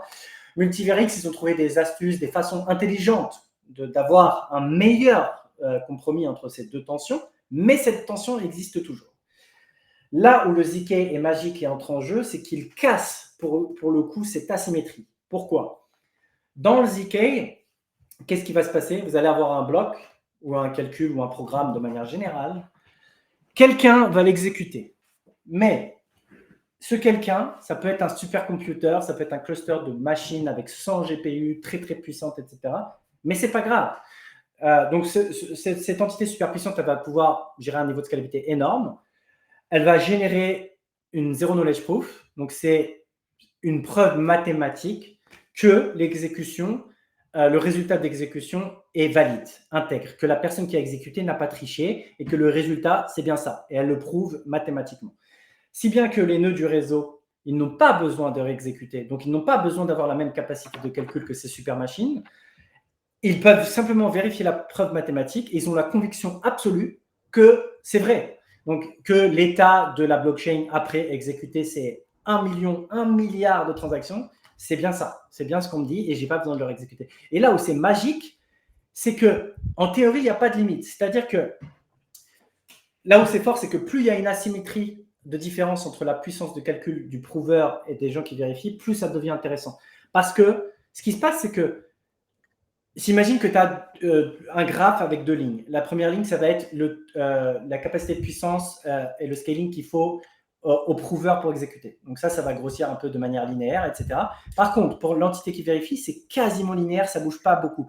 Pour le dire simplement, vérifier une preuve d'une transaction ou une preuve de 1 milliard, c'est la même chose. Donc c'est là où d'ailleurs, justement, la question que je me pose, pardon si c'est une question de béotien, mais est-ce qu'il faut faire une preuve mathématique pour chaque transaction ou est-ce qu'on peut envoyer en batch, je sais pas moi, 100 000 transactions et on fait une preuve pour toutes celles-ci? Et en soi, ça voudrait dire, si tu me dis qu'on est sur une scalabilité quasiment infinie, qu'en fait, on pourrait envoyer absolument autant de transactions qu'on veut et de mettre une seule preuve pour toutes celles-ci. Mais ça veut dire qu'à chaque fois, ça coûte plus de puissance de calcul s'il y a plus de transactions ou est-ce que ce n'est pas lié? C'est une très très bonne question. Ouais, bien vu. Attends, je vais t'envoyer un lien, comme ça on va utiliser. Ouais, ça marche. Parce que c'est vrai que quand on dit preuve mathématique, quand on parle de tout ça, déjà on ne comprend pas bien. Tu vois, autant sur Bitcoin, on comprend qu'il y a un problème qui est posé et qu'on va faire tourner les machines pour trouver la réponse à une espèce d'équation. Et au final, ce n'est pas celui qui va trouver la réponse, celui qui va s'approcher le plus proche de la réponse. C'est ça la réalité de Bitcoin et qu'on ne dit pas forcément, mais bon, peu importe. Mais quid d'une preuve en ZK? C'est quoi qu'on trouve à la fin et c'est en quoi consiste cette preuve. Donc, je vais partager le lien que tu me donnes. Je le découvre en même temps que tout le monde. Donc, dis-moi où aller, si ça peut peut-être illustrer ta réponse. Ouais, je vais te montrer, ouais, pas de souci. Attends une seconde, je prends ça. Je vais commencer par ça parce que je vais d'abord commencer par donner une intuition de c'est quoi concrètement vérifier une preuve mathématique. Alors, est-ce que tu vois mon écran? Alors maintenant, dans ce cas-là, je vais partager le tien plutôt que le mien et je vais dégager le mien. Hop, voilà, c'est bon, tu as la main, on voit ton écran. D'accord, ok. Donc je vais essayer de résumer. Ah ouais, donc ça peut donner une intuition. Ouais, ok. Imagine un sudoku, ok? Donc moi, admettons, je suis un prouveur et je vais devoir te prouver que j'ai calculé la solution à tout ce sudoku, ok? Donc là, tu imagines que moi, je vais devoir te convaincre, toi, verifier, que j'ai trouvé la solution à ce sudoku. Donc, le prouveur va faire son calcul. Donc là, à la place d'exécuter un bloc avec des transactions, tu imagines que ça va être trouver la solution au sudoku et je vais avoir besoin de puissance de calcul pour le trouver. Ok, le prouveur a fait sa petite tambouille, il trouve la solution. Pour donner une intuition de comment ça marche une preuve mathématique, c'est un système de contraintes. D'accord? Donc, dans un sudoku, c'est assez évident de comprendre ce que c'est une contrainte. Un verifier, qu'est-ce qu'il va faire? Il va pouvoir, de manière aléatoire, vérifier certaines contraintes, pas tout. Donc là, par exemple, il va dire, OK, est-ce que cette contrainte, elle est validée? Donc, le sudoku, c'est un ensemble de règles. C'est des règles de consensus. Il faut que la somme de chaque ligne, etc. Vous connaissez les règles du sudoku. Donc lui, il va faire ça sur un petit sample. Il va répéter ça un petit nombre de fois. Et en fait, du coup, de manière probabilistique, si il y a une entropie et un côté aléatoire, et ça on pourra revenir dessus potentiellement parce que c'est intéressant, parce que ça reste un protocole qui est non interactif. À la base, ces protocoles-là, entre prover et verifier, il est censé y avoir un échange entre prover et verifier qui vont se dire, OK, moi je t'envoie ça, je vérifie une partie, OK, maintenant donne-moi la solution à cette contrainte-là, etc. Il est censé y avoir un échange entre les deux. Maintenant, il y a quelque chose qui s'appelle Fiat Shamir. Je ne vais pas rentrer dans les détails, mais c'est quelque chose qui permet de rendre ce protocole non interactif et de faire ça en one shot, c'est-à-dire d'envoyer la preuve et le verifier peut la vérifier en une seule fois. Mais concrètement, c'est ça pour essayer de faire comprendre. Et plus le sudoku est grand, plus il est intéressant de vérifier juste quelques contraintes de manière aléatoire, parce que pour tricher, ça deviendrait de plus en plus difficile au prouveur de savoir quelle exactement contrainte le verifier va trouver. Je ne sais pas si ça te donne un peu l'intuition. Si, c'est beaucoup plus clair. C'est beaucoup plus clair. Cette analogie avec le sudoku me semble vraiment très intéressante. C'est la première fois que je la découvre. Est-ce que tu veux poursuivre un petit peu sur le sujet? Ouais, je vais reprendre ce que tu disais qui est super important. En fait, évidemment, comme tu l'as dit, on ne va pas générer une preuve à chaque transaction. Donc concrètement, ce qu'on va faire, c'est qu'on va prendre des batchs, des blocs, des transactions, on va les agréger, on va créer des preuves en permanence. Ce qui est intéressant, c'est qu'on peut répartir ce travail-là en parallèle.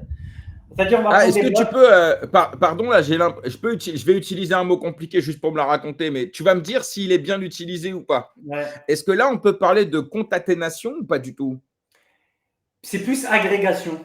Ah, ok, parce que dommage, sinon j'aurais été trop heureux de pouvoir le placer parce que c'est rare de pouvoir le faire. Alors, il n'y a pas de système d'arbre où en fait on va les. Si, un peu quand même. Si, c'est pour ça que tu n'es pas tout à fait faux. Ce que tu dis, exactement, c'est un système d'arbre. En fait, on va prendre les preuves deux par deux. Effectivement, on peut considérer que c'est une concaténation. Ok, je vais donner un point bonus parce qu'on peut. Je suis trop content. Non, mais mais c'est vrai parce que dans le sens où on a deux preuves, on les prend ensemble et après on va générer une preuve de la vérification de la preuve. Et ensuite, on va faire ça. Donc, exactement, c'est un arbre. On va prendre toutes nos preuves. On va dire, admettons, que chaque preuve, c'est la preuve d'exécution de 1000 blocs. Ok. On va prendre deux preuves d'exécution de 1000 blocs, on va les prendre ensemble, on va les vérifier, etc. Et à la fin de l'arbre, mais la question, c'est est-ce que, excuse-moi de t'interrompre, vraiment désolé, mais c'est pour être sûr que je comprends bien. Est-ce que derrière, on peut dérouler pour revenir à la proof 1? En fait, en gros, c'est ça qu'on attend lorsqu'on fait un arbre de ce type-là, c'est qu'à terme, on est capable de remonter. Est-ce que ça, c'est possible dans le cas de ton schéma? Oui, c'est possible. Et à la fin, donc imagine que tu as fait tout le travail de récursion de l'arbre. À la fin, tu as une preuve finale et c'est celle-ci qu'on va envoyer sur Ethereum, sur le Solidity Verifier. Donc, le Solidity Verifier, c'est le smart contract de Starknet qui est sur Ethereum et qui garantit qu'on est un zk rollup qui hérite de la sécurité d'Ethereum. Lui, il va prendre cette preuve récursive de tout ce qu'on a fait. Donc, concrètement, pour vous donner une idée, ça va être une période de temps. Nous, par exemple, on settle à peu près toutes les 8 heures sur Ethereum. Voilà, donc justement, c'était ma question. Alors, c'est parfait que tu y répondes avant même que je la pose. Donc, ça veut dire qu'en fait, vous faites des preuves. C'est quoi là? C'est les preuves entre preuve 1 et preuve 2, c'est quoi? C'est toutes les secondes ou c'est à chaque fois qu'il y a une transaction? À chaque fois qu'il y a un bloc. Et le bloc, c'est combien? 2 secondes.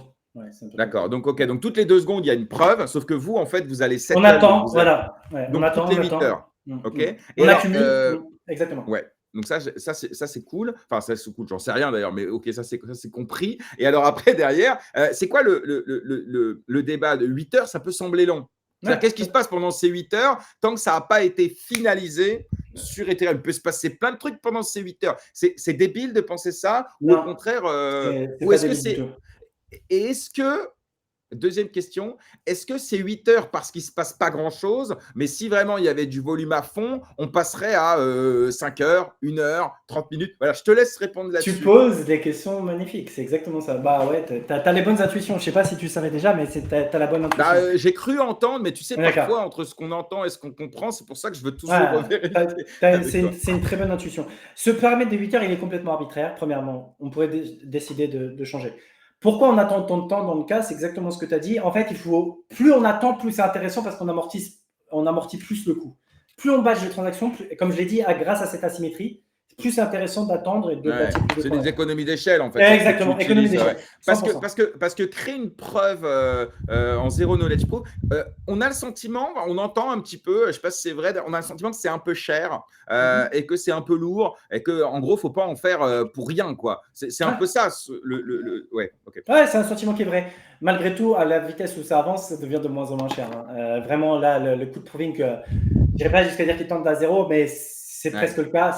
Et d'ailleurs, ça, c'est le choix que vous avez fait de passer justement du Dark au Stark. justement. C'est ce qui permet aussi de réduire En un peu ça ou partie, pas du tout? ouais, si, si, en partie. Maintenant, tout le monde utilise des Stark, même ceux qui étaient sur des Stark à la base. Donc maintenant, on est même sur une nouvelle génération de Stark qui s'appelle Ok. les Circle Stark. Ouais, c'est les Circle Stark.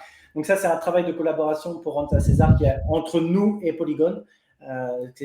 L'invention des Circle Stark. Les Stark, c'est 100% Starkware qui a inventé les Stark. Les Circle Stark, c'est un travail de collaboration entre deux personnes de Starkware et une personne de Polygon. Donc là, c'est devenu le nouveau gold standard de l'industrie en termes de Ok. Stark. Donc, c'est encore des nouvelles inventions mathématiques qui permettent de considérablement réduire les temps de génération des preuves et les coûts. Donc, oui, bien sûr, il faut que ça reste valable de générer une preuve. Donc, malgré que les Et coûts rentable même. est rentable, exactement. Ouais, bien sûr. Parce Il faut que que ça d'un reste côté, rentable. tu dois faire payer au end user les frais les plus bas, Ouais. mais à côté de ça, il faut que le coût de la preuve, il est porté par qui d'ailleurs? Par nous, par les opérateurs du rollup. Parce Ouais, que nous, ah, on doit et payer avec le L1, on doit payer c'est Ethereum. ça. Et oui, oui, Ouais. oui. Donc forcément, il y a une rentabilité Voilà. qui doit se faire et qui se crée par des économies d'échelle. S'il y a énormément de transactions, tu peux réduire la Exactement. périodicité Ouais. entre Et chaque. tu peux Ok, settle là beaucoup c'est plus fréquemment. là c'est du Ouais. business pour le coup. Et donc là, Exactement. l'idée, c'est d'arriver à concilier l'intérêt Ouais. économique et au moins, j'allais même pas dire la profitabilité, mais au moins le break-even pour éviter Exactement. qu'il soit. Voilà. Et à côté de ça, le désir quand même de sécurité, Ouais. évidemment. Ok, c'est très clair. C'est En tout exactement ça. cas, moi j'ai compris. Donc j'espère que celles et ceux qui nous écoutent ont compris. Mais merci pour cet effort de vulgarisation. Je pense il est important. Alors ça pose une question quand même parce que vu comment tu nous l'expliques et vu comment tu es convaincu, et heureusement que tu l'es parce que sinon tu ne ferais pas tout ça, comment t'expliques qu'aujourd'hui c'est toujours pas devenu ni la norme ni standard et qu'aujourd'hui malgré tout aujourd'hui les plus gros layers ne sont Sont pas des fondés petits collabs. sur du Ouais. ZK. Comment t'expliques ça? Et Ouais, je parle même pas de c'est. Starknet, je parle de la Ouais, norme. Ouais. ouais. Les ZK Rollup n'ont aucune adoption en comparaison des majors optimistic Rollup. C'est catastrophique. Alors, j'explique, je dirais, pour deux raisons. Pour moi, c'est deux dimensions. Hein. Très simple. Network effect et first mover advantage. Et le deuxième, c'est les gens ne se soucient pas assez. On revient au point précédent. Les gens ne se soucient pas assez de la sécurité, etc. Donc, je pense que c'est la combinaison des deux. Base a un petit peu challengé ce que je disais sur le premier parce que ils sont partis beaucoup plus tard que les Optimistic Rollup OG qui sont Arbitrum et Optimism. Mais bon, Base a la force de frappe de Coinbase et la distribution qui leur a permis de fast track et de se mettre directement dans le top. Non, mais surtout au-delà, moi je suis pas un utilisateur quotidien, mais j'ai utilisé un petit peu tous ces trucs-là. Il y a une vérité, tu vas sur Base, l'UX elle est chambée, la Ouais, rapidité elle est folle. Et donc peut-être ils ont eu ce côté, ils ont les sous, ils ont Coinbase, ils ont tout ce que tu veux, mais tu sais, si le produit était déceptif, à un moment oui, donné, les gens ils partiraient aussi. C'est pour ça ouais, que bien sûr. souvent dire ouais, il y a le côté, Non, non, il n'y c'est a ils pas que auraient ça, bien sûr, bien sûr. Le produit et marche pour les users dans leur spectre de ce qui est ouais, important pour eux. Et comme ils ne se c'est soucient ça. pas du reste, du coup, ça Voilà. fait le tap pour eux. Ils se disent pourquoi j'irai Ouais. ailleurs. Et puis après, tu as le network effect. Et puis, une fois que tu as les liquidités, etc., tu as la flywheel. Donc après, tu as Ouais. plus de gens qui viennent builder parce que c'est intéressant, tu peux faire de la DeFi, etc. Donc je pense que c'est un peu ça, mon explication sur pourquoi les ZK Rollup traînent à avoir de l'adoption. J'espère que avec la prise de conscience, les évolutions sur la partie sécurité et que les gens prendront conscience aussi. Ah oui, nous, c'est un truc qu'on espère, entre guillemets, c'est que les gens vont se rendre compte aussi que les optimistic rollup, ils sont limités en termes de scaling. Et que même Base, etc., ils vont se heurter à des gros problèmes et que ce n'est pas scalable leur solution et ils vont avoir des spikes de fees catastrophiques et de la congestion quand ils seront plus successful. Là, ils arrivent à avoir des niveaux où ils ont beaucoup d'activité en comparaison de tout le monde, mais ce n'est pas encore suffisant pour mettre en avant ces problèmes. Donc la combinaison, nous, pour le Graal de l'adoption des IK, ce serait il y a suffisamment d'adoption pour mettre au grand jour leurs limites, plus les gens se soucient plus de la sécurité de la décentralisation. Et peut-être aussi que nous, on arrive à avoir quelques killer apps, que je te disais, par exemple, si jamais demain on arrive à avoir déclenché la flywheel avec une activité incroyable, avec des vrais use cases, voilà. La super app, quoi. Ouais. Le Stephen de Solana, quoi. Ouais. Non, mais ça Ouais. passe parfois Ouais. par ça. Il suffit parfois d'un gros succès sur la chaîne pour monter dans les classements, monter parfois en price, et puis après faire venir du monde des curieux, évidemment. Et puis parmi ceux-là, certains restent, certains build. Et c'est On a comme un ça que petit beaucoup. début d'exemple sur Starknet qui est en train d'émerger. Je ne sais pas si tu as vu Focus Tree. Est-ce que tu as entendu parler Oui, de. bien sûr. Oui, Ouais. bien sûr. Qui a une app au départ, je crois, c'est Web 2, le truc au Complètement. départ. Exactement. Et effectivement, alors c'est un succès pour Starknet parce que typiquement, ils auraient pu se mettre partout, Ouais. mais ils ont fait le choix effectivement de Starknet. Donc on peut dire GG au BD. Parce qu'en fait, c'est ça, notamment qu'on reproche à certaines blockchains qui sont pas ou peu adoptées. C'est putain, les gars, mais développer des équipes BD et aller chercher des boîtes, Web 2, Web 3, peu importe, et puis encouragez-les, incentivez-les, formez-les, j'en sais rien, faites quelque chose pour qu'ils viennent chez vous et pas ailleurs. Et donc là, pour le coup, Focus Tree, alors je sais pas comment ça s'est dealé, j'en ai aucune idée. Bah, justement, un fun fact, je vais te donner un fun fact par rapport à ça. Avec plaisir. Avec plaisir. Est-ce que je peux share mon écran aussi en même temps? Ouais, bien sûr, je le partage. Vas-y. Voilà. Donc, avant de dire le fun fact, ça, c'est les stats réels, hein, en temps réel, d'adoption de Focus Tree sur la partie blockchain qui est sur Starknet. Ça, c'est le nombre d'utilisateurs réels qu'ils ont ramené sur Starknet, sachant que ça, leur migration on-chain s'est faite il y a 2 mois. Donc, écoutez bien, en l'espace de 2 mois, ils ont ramené presque 500 000 utilisateurs réels sur Starknet. Et les gens ne se rendent pas compte qu'il y a… Oui, c'est ce que j'allais dire. C'est que ces 500 000, en fait, ils sont pas du tout… Ils n'ont jamais entendu parler de Starknet et peut-être même qu'ils en entendront jamais parler, d'ailleurs. Et c'est ça qui est formidable. Exactement. Et c'est souhaitable. C'est même pas quelque chose qu'on considère comme un problème, en fait. Nous, en fait, c'est pour ça que je te disais, ça rejoint un peu tout à l'heure ce que je disais. Pour moi, Starknet peut devenir le home des consumer apps parce que ces gens, ils s'en foutent. Les fondeurs de Focus Tree, etc., ils veulent la meilleure infra, la moins chère, etc. Et après, je veux revenir sur le fun fact. Donc là, tu as dit bravo BD, etc. Normalement, c'est comme ça que ça se passe. Mais pour le coup, le BD, ça a été moi dans ce cas-là, dans le sens où c'est Gabin, le founder, qui est venu sur Starknet après m'avoir entendu parler plusieurs fois dans des lives, etc. Donc un peu même genre de live que je fais aujourd'hui. Donc à l'époque, c'était avec le journal du coin, etc. Et après, il est venu, entre guillemets, grâce à moi. Et je suis très honoré aujourd'hui de voir… pratiquement 3 ans après, parce que ça fait 3 ans qu'ils build. Hein. C'est une team que j'adore et que je respecte énormément. Ils sont incroyables pour plein de raisons.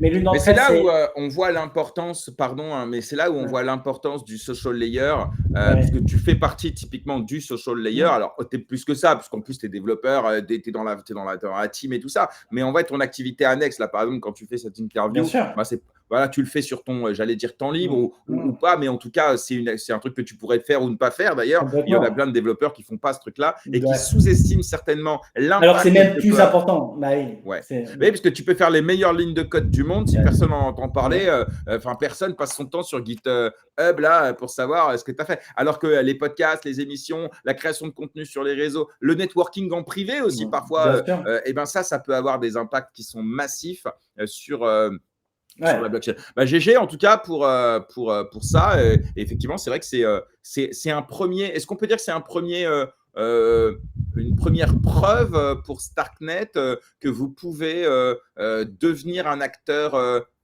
sérieux, connu et reconnu dans l'industrie? Est-ce que c'est la première preuve? Ouais. Je pense.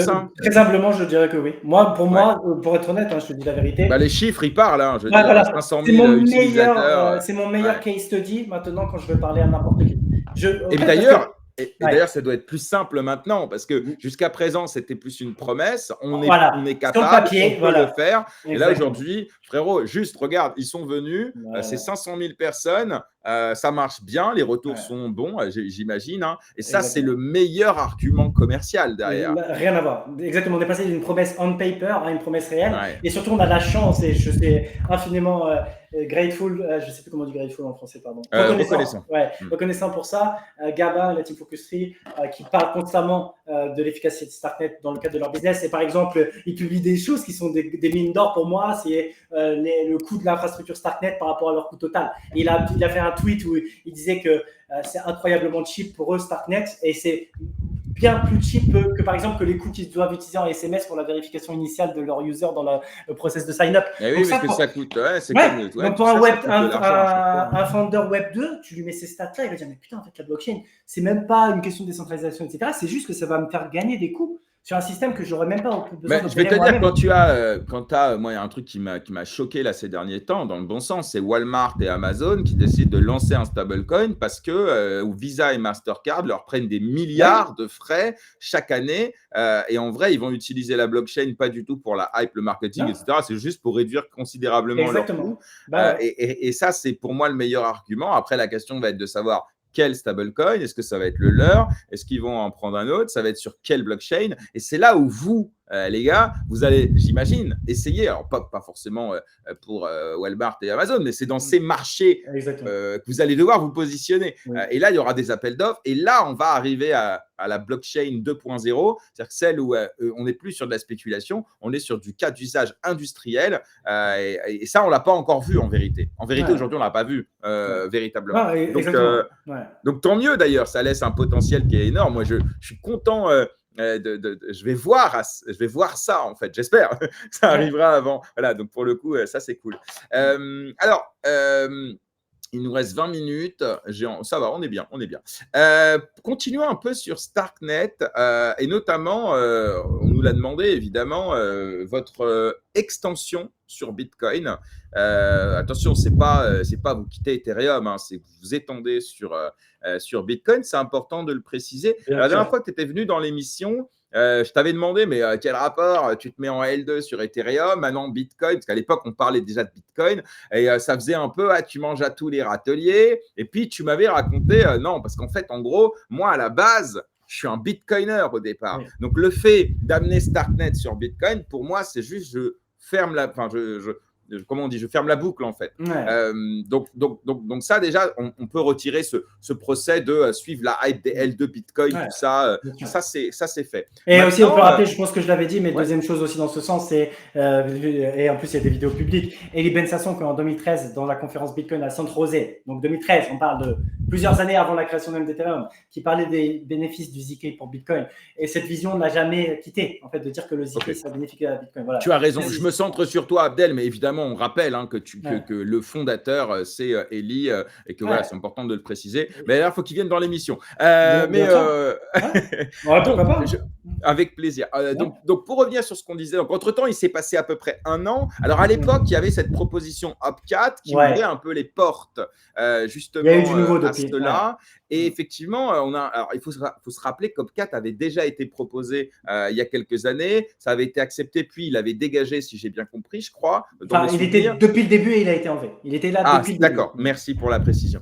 Et là, il est revenu un peu sur la table. Et alors, visiblement, le réseau étant plus résilient, plus solide, etc., on a pensé que ça pouvait repasser. Là, on a le sentiment qu'en fait, ça va être un peu compliqué. Et vous dites, bon, on ne va pas attendre Opcat, quoi. Donc, je résume. Hein. Bon. Alors, est-ce que déjà, pour ceux qui nous écoutent, est-ce que tu peux nous dire en gros, c'est quoi Opcat déjà? Et puis qu'est-ce que vous avez trouvé comme alternative pour quand même réussir à settle sur Bitcoin, ce qui se passe sur Starknet? Voilà, en 2 mots. Ouais, ok, je vais la faire vite. Si je peux partager mon écran, ça va être rapide. Ouais, bien sûr. Ouais. Hop. C'est parti.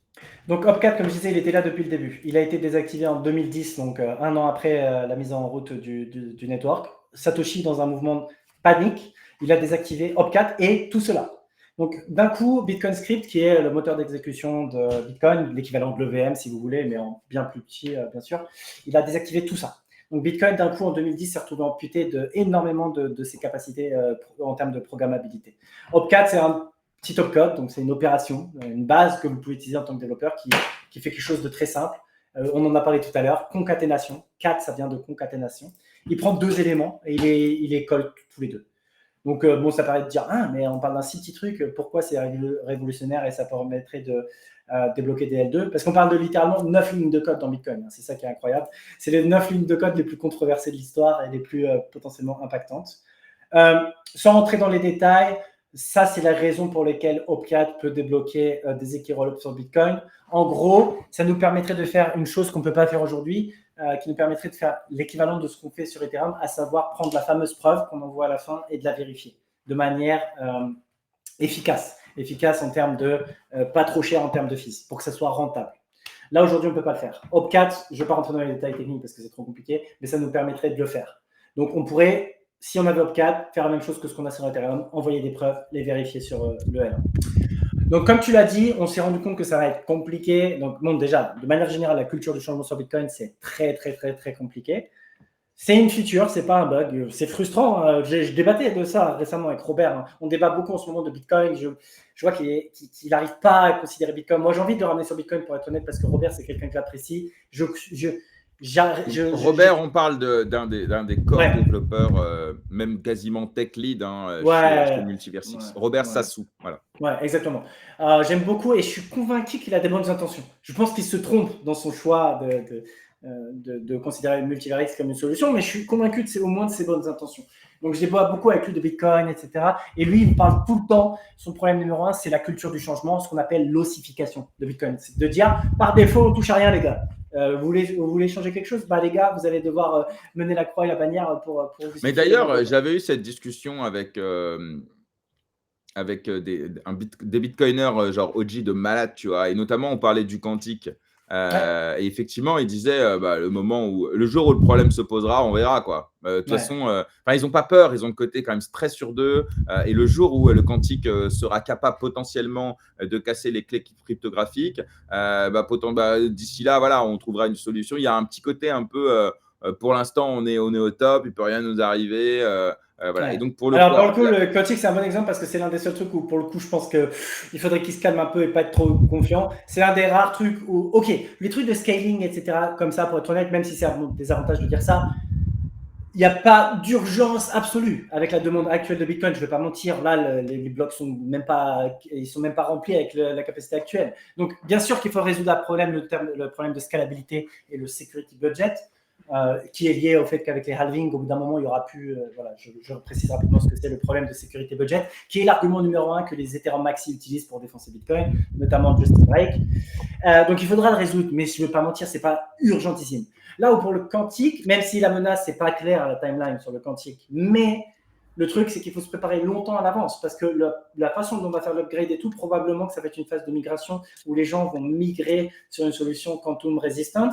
Et il faut laisser plusieurs années pour que ça se fasse dans la douceur parce qu'il ne faut pas que du jour au lendemain, tu es obligé de faire un truc d'urgence pour migrer sur le nouveau système. La réponse des bitcoiners, c'est en gros, de toute façon, le jour où il y a vraiment une solution quantique stable, parce qu'en fait, ça existe aujourd'hui, l'ordinateur quantique. Le problème, c'est qu'il fait beaucoup trop d'erreurs, il n'est pas stable, etc. Bon, il dit qu'en gros, il y aura bien d'autres infrastructures techno qui seront touchées avant nous. Oui, bien sûr. Voilà. Et donc, il y a ce côté aussi un peu sûr de soi, mais qui fait la force aussi de Bitcoin. Bon, peut-être passons sur ça.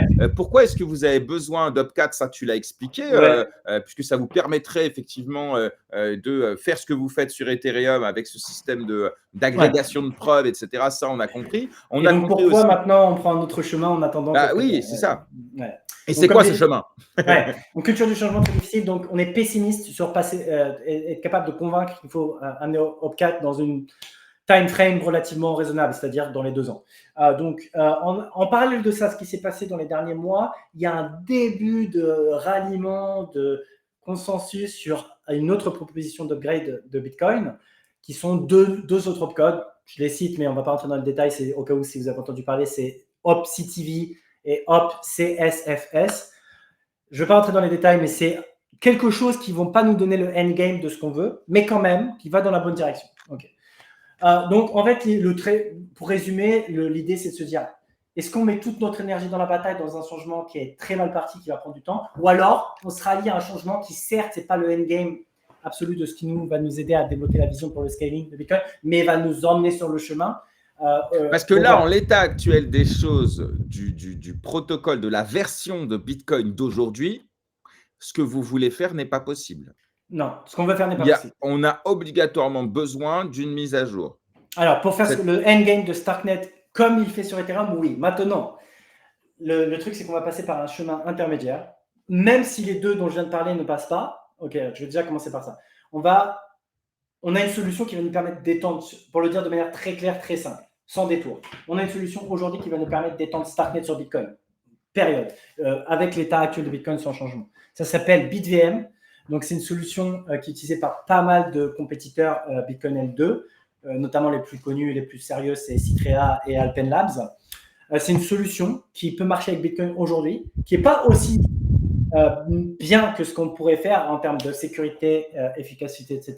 Mais c'est une amélioration drastique par rapport à ce qui existe aujourd'hui. En gros, pour la faire simple, les meilleures solutions pour faire des L2 aujourd'hui, malheureusement sur Bitcoin, c'est des multisites. Donc, c'est catastrophique. C'est des systèmes de sidechain avec une fédération. Donc, ce n'est pas mieux que Polygon POS que dans Ethereum où on critique depuis le début.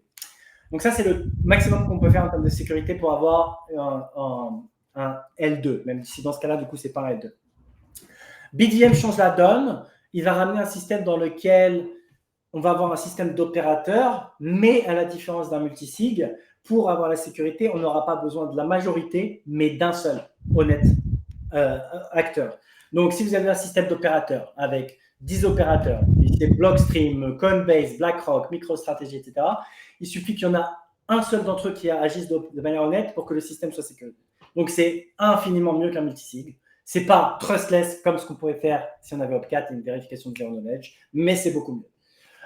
Donc ça c'est quelque chose qu'on va pouvoir faire. Donc, en attendant qu'on a quelque chose qui nous permettra de faire mieux, on va être pragmatique. On veut s'étendre sur Bitcoin, on aime Bitcoin, on veut aider au scaling de Bitcoin, donc on va passer par ce chemin qui est de dire, à tout moment donné, on s'engage à faire le meilleur de ce qu'il est possible avec l'état de Bitcoin. Aujourd'hui, le meilleur de ce qu'il est possible avec l'état de Bitcoin, c'est BitVM. Donc, on fait BitVM.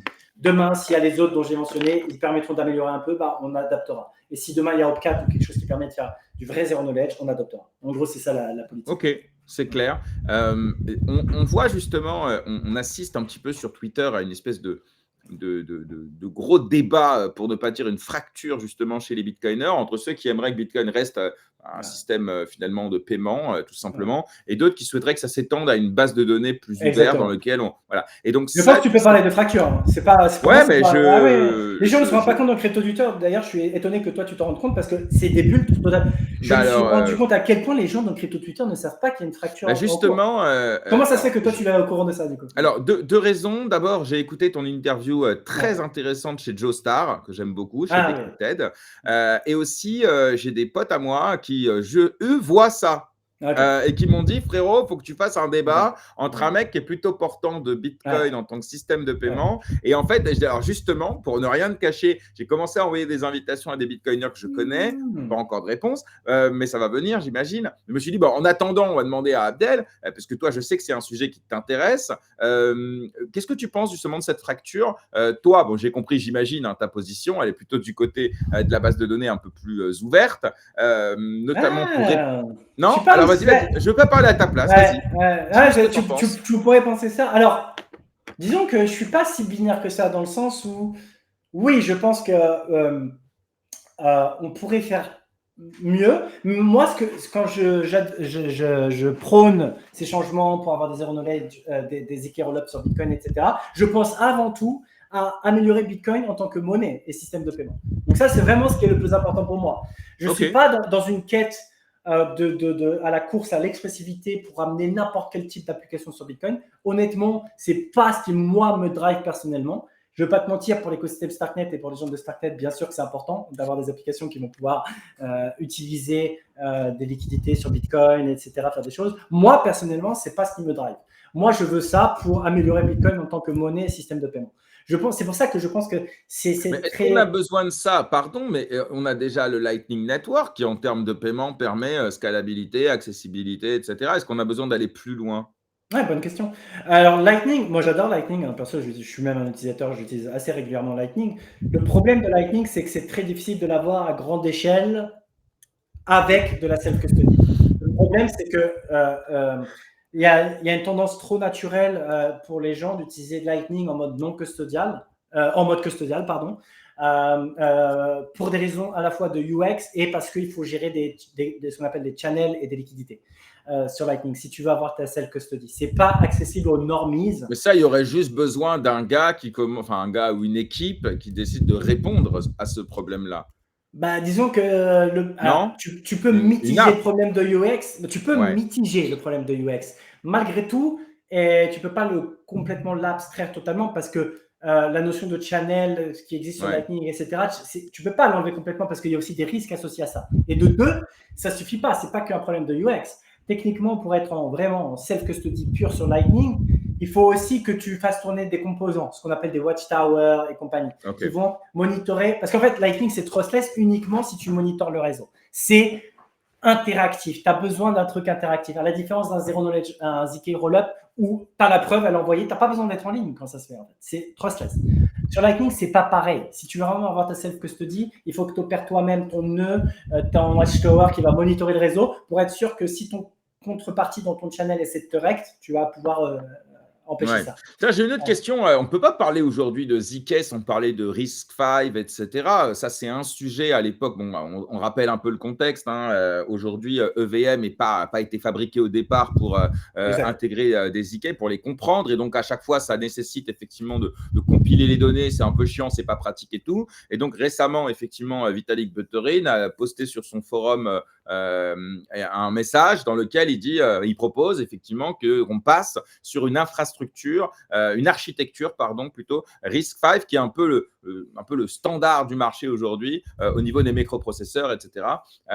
Et donc, ça a été plutôt bien accueilli par certains qui disent, ouais, il faut peut-être qu'on s'aligne un peu sur les standards de l'industrie classique si on veut que les langages et les applications soient plus faciles. Alors toi, Abdel, et peut-être Starknet, qu'est-ce que vous en pensez, vous, de ce RISC-V? Est-ce que vous pensez que c'est peut-être une des manières de démocratiser un petit peu le ZK-proof dans l'industrie blockchain en général? Oui, je pense que c'est une manière de démocratiser, de le rendre plus accessible. Nous, on a une approche plus drastique que RISC-V, dans le sens où on a construit un système littéralement conçu pour du ZK. RISC-V est mieux que l'EVM, mais il n'est toujours pas conçu de base pour du ZK. Il s'avère qu'il est juste bien mieux pour faire du ZK que l'EVM, mais c'est toujours pas conçu Ah, donc pour. c'est un concurrent à Starknet, RISC-V, en fait, en C'est un gros? concurrent à Cairo, ouais, qui est notre langage, Ok. etc. Et Ouais, d'ailleurs, exactement. dernière question sur ça, parce qu'on ne peut pas ne pas parler de ça. En termes d'adoption, honnêtement, quand on se pose la question pourquoi Starknet n'est pas encore adopté, truc et tout, ce qui revient tout le temps, ce qui revient souvent, c'est Kero. Alors, en Bien gros, sûr. c'est un nouveau langage. Les développeurs, ils n'ont pas envie d'apprendre ça. Alors moi, à ce sujet-là, on a eu la même discussion à l'époque avec moi. Je me rappelle, à l'époque, Solana, les gens n'y allaient pas parce que c'était Rust et qu'ils étaient habitués à EVM. Et à un moment donné, moi, ma position, c'était déjà de dire, les gars, les développeurs, ils apprendront n'importe quel langage à partir du moment où ils sont sûrs d'avoir des clients. Ouais. Et donc, tu as une espèce de course où en fait, tu n'as pas de projet puisqu'il n'y a pas de Exactement. développeurs, il n'y a pas de Chicken développeurs, egg. il n'y a pas de Ouais, projet. exactement. Voilà. Bon, et donc moi, j'aimerais bien savoir, à l'époque, on avait parlé tu sais, le fait de traduire, en gros, j'écris dans ce que je veux et après, ça se traduit en Kero. On avait parlé de composabilité. Bref, en gros, c'est des mots que moi, je ne comprends pas trop, mais de ce que je comprends, comment on lève la barrière d'un nouveau langage. Est-ce qu'un an après notre dernière discussion, un an et demi, est-ce que vous avez avancé là-dessus? Ah oui, et là c'est très d'actualité parce que justement on a un truc qui considérablement réduit la barrière à l'entrée, voire même la détruit totalement. Ça s'appelle Cairo Coder. Donc c'est une team qui s'appelle Casa Labs qui a fait un travail incroyable en utilisant l'IA. J'invite n'importe qui à essayer, vous allez me dire des nouvelles. Tu peux littéralement coder une application en Cairo avec de l'anglais. En gros, c'est du vibe coding qu'on appelle. Et en fait, ils ont fait ça un petit adapté avec Cairo, avec un serveur MCP. Je ne rentre pas dans les détails, mais MCP, ça permet d'enrichir les fonctionnalités d'un LLM, donc un modèle IA. Et en gros, pour le faire très simple, je vais envoyer une vidéo tutoriel où une personne démontre que tu peux développer une application end-to-end et la déployer sur le mainnet uniquement en tapant des prompts en anglais, sans jamais avoir touché une seule ligne de code en Cairo. Et tu peux le faire en moins de 10 minutes. Donc ça, on est en train justement… Ça, Pour c'est nous, ça la va être… nouvelle tendance un peu. On l'a vu Ouais, d'ailleurs sur Multiversix avec Vibox, etc. C'est ce qu'on appelle le code gen, où en ouais, fait tu prompts tout code. Donc en fait tu tapes un truc et puis si tu n'as pas de exactement. connaissances techniques, alors évidemment c'est des initiatives qui sont, je trouve, extrêmement intéressantes, soit pour ceux qui sont déjà développeurs mais qui connaissent pas un langage. Donc là c'est le cas visiblement pour Kero, mais c'est aussi comment dire, au contraire, une porte ouverte pour tous ceux qui ne sont pas du tout développeurs Exact. et qui typiquement vont pouvoir demain développer des applications Web3 décentralisé pour ce qui nous concerne, bien sûr. Donc ça, c'est intéressant, j'aime bien l'idée. Alors, je partage en direct, je ne sais pas exactement ce que c'est, mais j'imagine que c'est le monsieur qui a développé la Ouais. solution dont Non, on non, parle, c'est ça? c'est un Non, collègue pas à du moi tout? qui travaille dans la team écosystème qui présente Ah, la ok. solution. En gros, il fait un D'accord. tuto, ça dure 10 minutes et en fait, il te montre de A à Z comment faire le process. Et dans Excellent. l'exemple, il déploie littéralement un contrat et un front-end sur Starknet, donc une application complète, une app, en moins de 10 minutes, en mainnet. Donc C'est voilà, compris. donc ça c'est quelque chose qui va considérablement réduire la barrière à l'entrée, donc on espère que ça Alors pourra… donc, juste pour terminer sur mon point, donc ces solutions-là sont intéressantes. En tout cas, sur le papier, honnêtement, on peut y voir que du positif, hein, il n'y a pas de souci. Mais ça pose la question de la limite. Est-ce que ça permet de développer tout ce qu'on veut ou est-ce que quand même ça développe que des trucs tout petits et qu'après, tu es obligé de toute façon de connaître le langage et tout si tu veux aller un peu plus loin? Ma question, c'est ça, c'est quoi Question très l'extensibilité de ces honnête. solutions Ouais. code gen Ce sera la dernière question parce qu'après, je crois que tu Ouais. dois y aller et je te laisse y répondre. Ouais, c'est bon, je peux rester 5 minutes. Ouais. Ok, Très cool. bonne question et je vais te répondre de manière très honnête. C'est une question très importante. Hein. Alors, oui, pour faire un truc production ready sur un truc méga complexe, DeFi, etc., c'est chaud de faire que ça en proof to code. Oui, bien sûr, je ne vais pas te mentir. Maintenant, déjà d'une, les progrès de l'IA avancent à une vitesse astronomique. Donc, le champ des possibles de ce qui va être possible de faire avec ça va s'améliorer. Donc, ça, c'est intéressant parce qu'avec maintenant cette stack, on va permettre de bénéficier indirectement de tous les progrès liés à l'IA en termes de vibe coding, de codegen, etc. Donc, ça, c'est intéressant. C'est-à-dire qu'on a investi dans un truc qui, dans le futur, va nous donner des meilleurs résultats.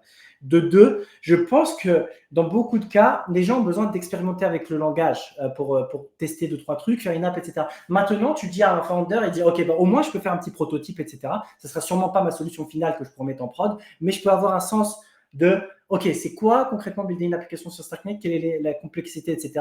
Et quand même, malgré tout, à de l'état actuel, moi j'ai testé, c'est quand même assez bluffant, pour être honnête, tu peux malgré tout même faire du 80-20 sur une application réelle significative. Parce que je t'ai dit des trucs extrêmement complets, mais par exemple, quelqu'un a fait littéralement un Uniswap V2 end-to-end sans aucun problème. Donc, tu peux malgré tout faire un AMM complet sans avoir à toucher une ligne de code. Surtout si tu as de base un code source qui est open source, quoi. Exactement. Là, en l'occurrence, Uniswap, on sait que tout Bah est voilà. déjà disponible. Donc là, le fait, j'allais dire, c'est peut-être pas le bon terme, mais de copier un code et de venir C'est un truc d'ailleurs, dans lequel est LLM Excel. Exactement. Tu as un voilà. langage de Et base. là, voilà, mais ça, en soi, rien que ça, c'est juste exceptionnel. C'est Parce que exceptionnel. là, aujourd'hui, sans ça, il aurait fallu prendre j'y connais rien, mais en gros, tu prends chaque ligne et tu es obligé de la traduire dans le langage, alors que là, il te le fait en, j'imagine, quelques minutes. Donc, effectivement, moi, je crois beaucoup au CodeGen. Aujourd'hui, moi, je peux créer un site internet avec Lovable en 5 minutes, mais je ne parle même pas de Web3 là pour le coup. Et rien que ça, mais ça te permet déjà game changer.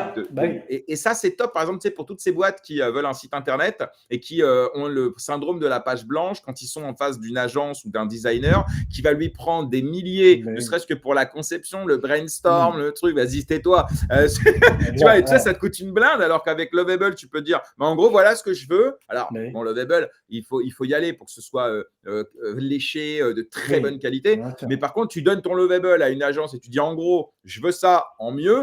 Déjà, tu limites considérablement le temps et donc le budget. Et ça, c'est génial. D'ailleurs, c'est comme les logos sur ChatGPT. Aujourd'hui, tu fais ton logo sur ChatGPT, puis après, si tu veux, d'ailleurs, tu n'es même plus obligé.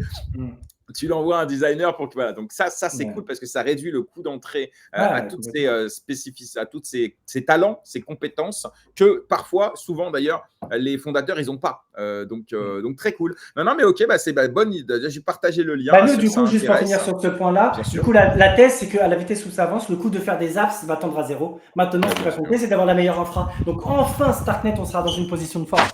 Et là, on aura plus l'inconvénient parce que ça va être commodisé avec le temps l'IA de développer des apps. Maintenant, les apps, ils auront besoin juste de la meilleure infra. Et donc, même, tu peux aussi avoir la thèse qui est de dire, en fait, c'est des agents IA qui vont builder des apps. Et eux, ils vont juste faire le choix de la meilleure infrastructure. Mais on a d'ailleurs, je ne sais pas si c'est un mec de Facebook, je crois que c'est Zuckerberg. Un mec de Facebook, Zuckerberg. Je crois que c'est lui, mais je ne suis pas sûr à 100%, qui disait que bientôt, 95% du code sera fait à l'IA. Et qu'on aura. Je crois que c'est lui, mais bon, il faudrait vérifier. Mais bon, en tout cas, c'était un gars. Des gens de Google aussi ont dit ça. Voilà, c'est ça. Donc le 95.5, il est déjà dans l'esprit des gars de la Silicon Valley. Et donc derrière, tu recruteras finalement moins de développeurs, tu vas diminuer considérablement le coût, ça va retransformer tout l'écosystème de l'industrie du développement informatique. Donc ok, très cool. Dernière question. Je crois que tu es un fan d'animé, de manga, de culture japonaise, dit nippon, etc. Et moi aussi, j'aime bien. Alors, je ne suis peut-être pas aussi un fin connaisseur, mais tiens, pour finir, est-ce que tu veux peut-être nous recommander un petit peu tes animés du moment voilà. Ça tombe bien. C'est une question que je vais pour moi. Si ça intéresse les autres, tant mieux. Mais moi, ça m'intéresse de savoir qu'est-ce que tu kiffes en ce moment de ce point de vue. Et ça tombe bien parce que j'ai fait un tweet et justement, j'ai utilisé une ref d'un manga. Ouais, littéralement. Je ne savais pas. Envoie-moi le lien, je vais le partager. Parce que c'est un truc qui est profondément résonne en moi, cette œuvre, j'adore. C'est Vinland Saga. Moi, j'ai pas aimé la saison 2. J'étais grave déçu. Alors, la première, j'ai adoré. Je sais qu'elle a divisé. Moi, justement, j'ai pris conscience de la puissance de cette œuvre à la saison 2. Et je sais qu'elle divise parce que ça change complètement de registre. Mais j'adore cette critique de la violence qui est faite de manière profonde. Et ce que j'adore, c'est que le personnage, sans trop spoiler, à la fin de la saison 1, il a perdu littéralement sa raison d'être. Il avait une seule raison d'être. À la fin, il fait de l'agriculture pendant toute la saison, frérot. Je comprends que ça perturbe, mais moi, le message que ça donne, je trouve Ok. profondément. Et en fait, dans la saison 2, tu comprends progressivement tout ce que son père lui disait. Notamment, la phrase que j'ai citée dans le tweet que je dis, You have no enemies, no one has any enemies. Donc, c'est quelque chose donc c'est des guerriers vikings, etc., qui sont réputés pour la violence, etc. Et le père du héros lui répétait en permanence, tu n'as pas d'ennemis, etc. Or, son fils, lui, il a grandi dans la quête de la haine, de la violence, etc. Et progressivement dans l'œuvre, tu vois cette transition vers la rédemption et le poids de ce qu'il avait fait avant dans son chemin de haine et tout. Moi je la trouve magnifique. Non, mais parce qu'en fait, l'idée, c'est que c'est vrai qu'il y a vraiment la première saison, en fait, elle est j'allais dire, entre guillemets, elle est violente. Il y a de la baston, les combats sont sympas. En plus, on n'est pas au Japon, on est dans une culture nordique. Donc, ça aussi, ça change et donc, c'est super cool. Et deuxième saison, et c'est souvent ça, on s'attend à ce que ce soit un peu pareil, quoi. Et bien, finalement, pas du tout. On est plus dans une espèce d'introspection, etc. Donc, ça peut être déceptif pour certains. D'ailleurs, je crois qu'il n'y aura pas de saison 3 de ce que j'ai vu. Si. Ah ouais? Alors, attends, j'ai dû confondre. Alors, ok, saison 3. Ouais, parce que justement, ce que j'allais dire, accroche-toi, parce que moi, justement, volontairement, j'ai pas lu le manga pour me préserver l'animé, mais de ce que j'ai entendu, ça va revenir. Donc, si toi, t'aimais le côté vraiment baston forte et tout, tu vas te kiffer. Et en fait, ce qui est intéressant, c'est que là, tu es vraiment dans le jusqu'où il peut aller. Parce qu'en fait, maintenant, le héros, sa quête, c'est de dire ne jamais avoir recours à la violence, mais évidemment, il vit dans un monde bercé de violence. Donc, il y a toujours cette tension permanente entre quel point il va tenir, est-ce qu'il va craquer, alors, peut-être que ça peut être intéressant d'avoir la saison 3 pour se refaire les 3. Comme ça, tu as de la baston, un peu plus de calme, un peu plus de... Parce que il y a des saisons, il y a des séries comme ça dans lesquelles tu as une saison transitoire, une saison dans laquelle on va un peu plus en deep. Mais là, moi, j'avoue que la différence de tempo, et pourtant, j'ai donné sa chance. Mais ok, très cool. Bah écoute, merci en tout cas pour ce petit j'adore le You have no enemies. La deuxième citation que j'adore pour finir, c'est A true warrior needs no sword, ce qui veut dire un vrai guerrier n'a pas besoin d'épée. J'adore, je trouve ça tellement profond. Et justement, désolé de ramener tout à Bitcoin, mais je trouve que Bitcoin est la représentation de ça. En fait, en supportant Bitcoin, tu es un guerrier pour la freedom tech, pour l'espoir de l'humanité, mais sans violence. C'est un peaceful exit du système aujourd'hui. Voilà, je m'arrête là, mais... Merci beaucoup, Abdel. Merci beaucoup à toi. C'était un vrai plaisir. Plaisir hautement partagé. On se donne rendez-vous dans une petite année pour refaire un point. C'est toujours un plaisir de te recevoir. Carrément. Je ne sais pas si tu prends des vacances, mais si oui, je te souhaite d'en profiter. Merci. Et puis sinon, on continue à se suivre et je te souhaite plein de réussite pour toi et pour l'ensemble de tes projets. Pareil, merci. Salut à tous. À bientôt. Salut Abdel. Bien, j'espère que vous avez passé un bon moment. Cette émission n'est pas terminée. Restez avec nous puisque je vais être rejoint par Jonathan Solomon dans quelques secondes pour la chronique TradFi dans laquelle on va s'intéresser un petit peu à l'actualité sur les marchés traditionnels et les marchés crypto. En attendant, sachez que vous pouvez nous soutenir grâce au Tipeee que nous avons lancé il y a quelques mois maintenant. Et merci à toutes celles et ceux qui ont déjà contribué. Vous voyez le lien qui figure en bas de votre écran et qui vous permet de contribuer à partir de 1 €. Vous pouvez nous payer le café ou un petit peu plus. Et pour nous, ça nous aide à continuer à produire ce type d'émissions, d'interviews dans lequel on prend le temps de s'intéresser à ceux qui font le Web3 et ce, sans aucune ingérence dans la ligne éditoriale. Et pour nous, c'est fondamental. Merci encore une fois.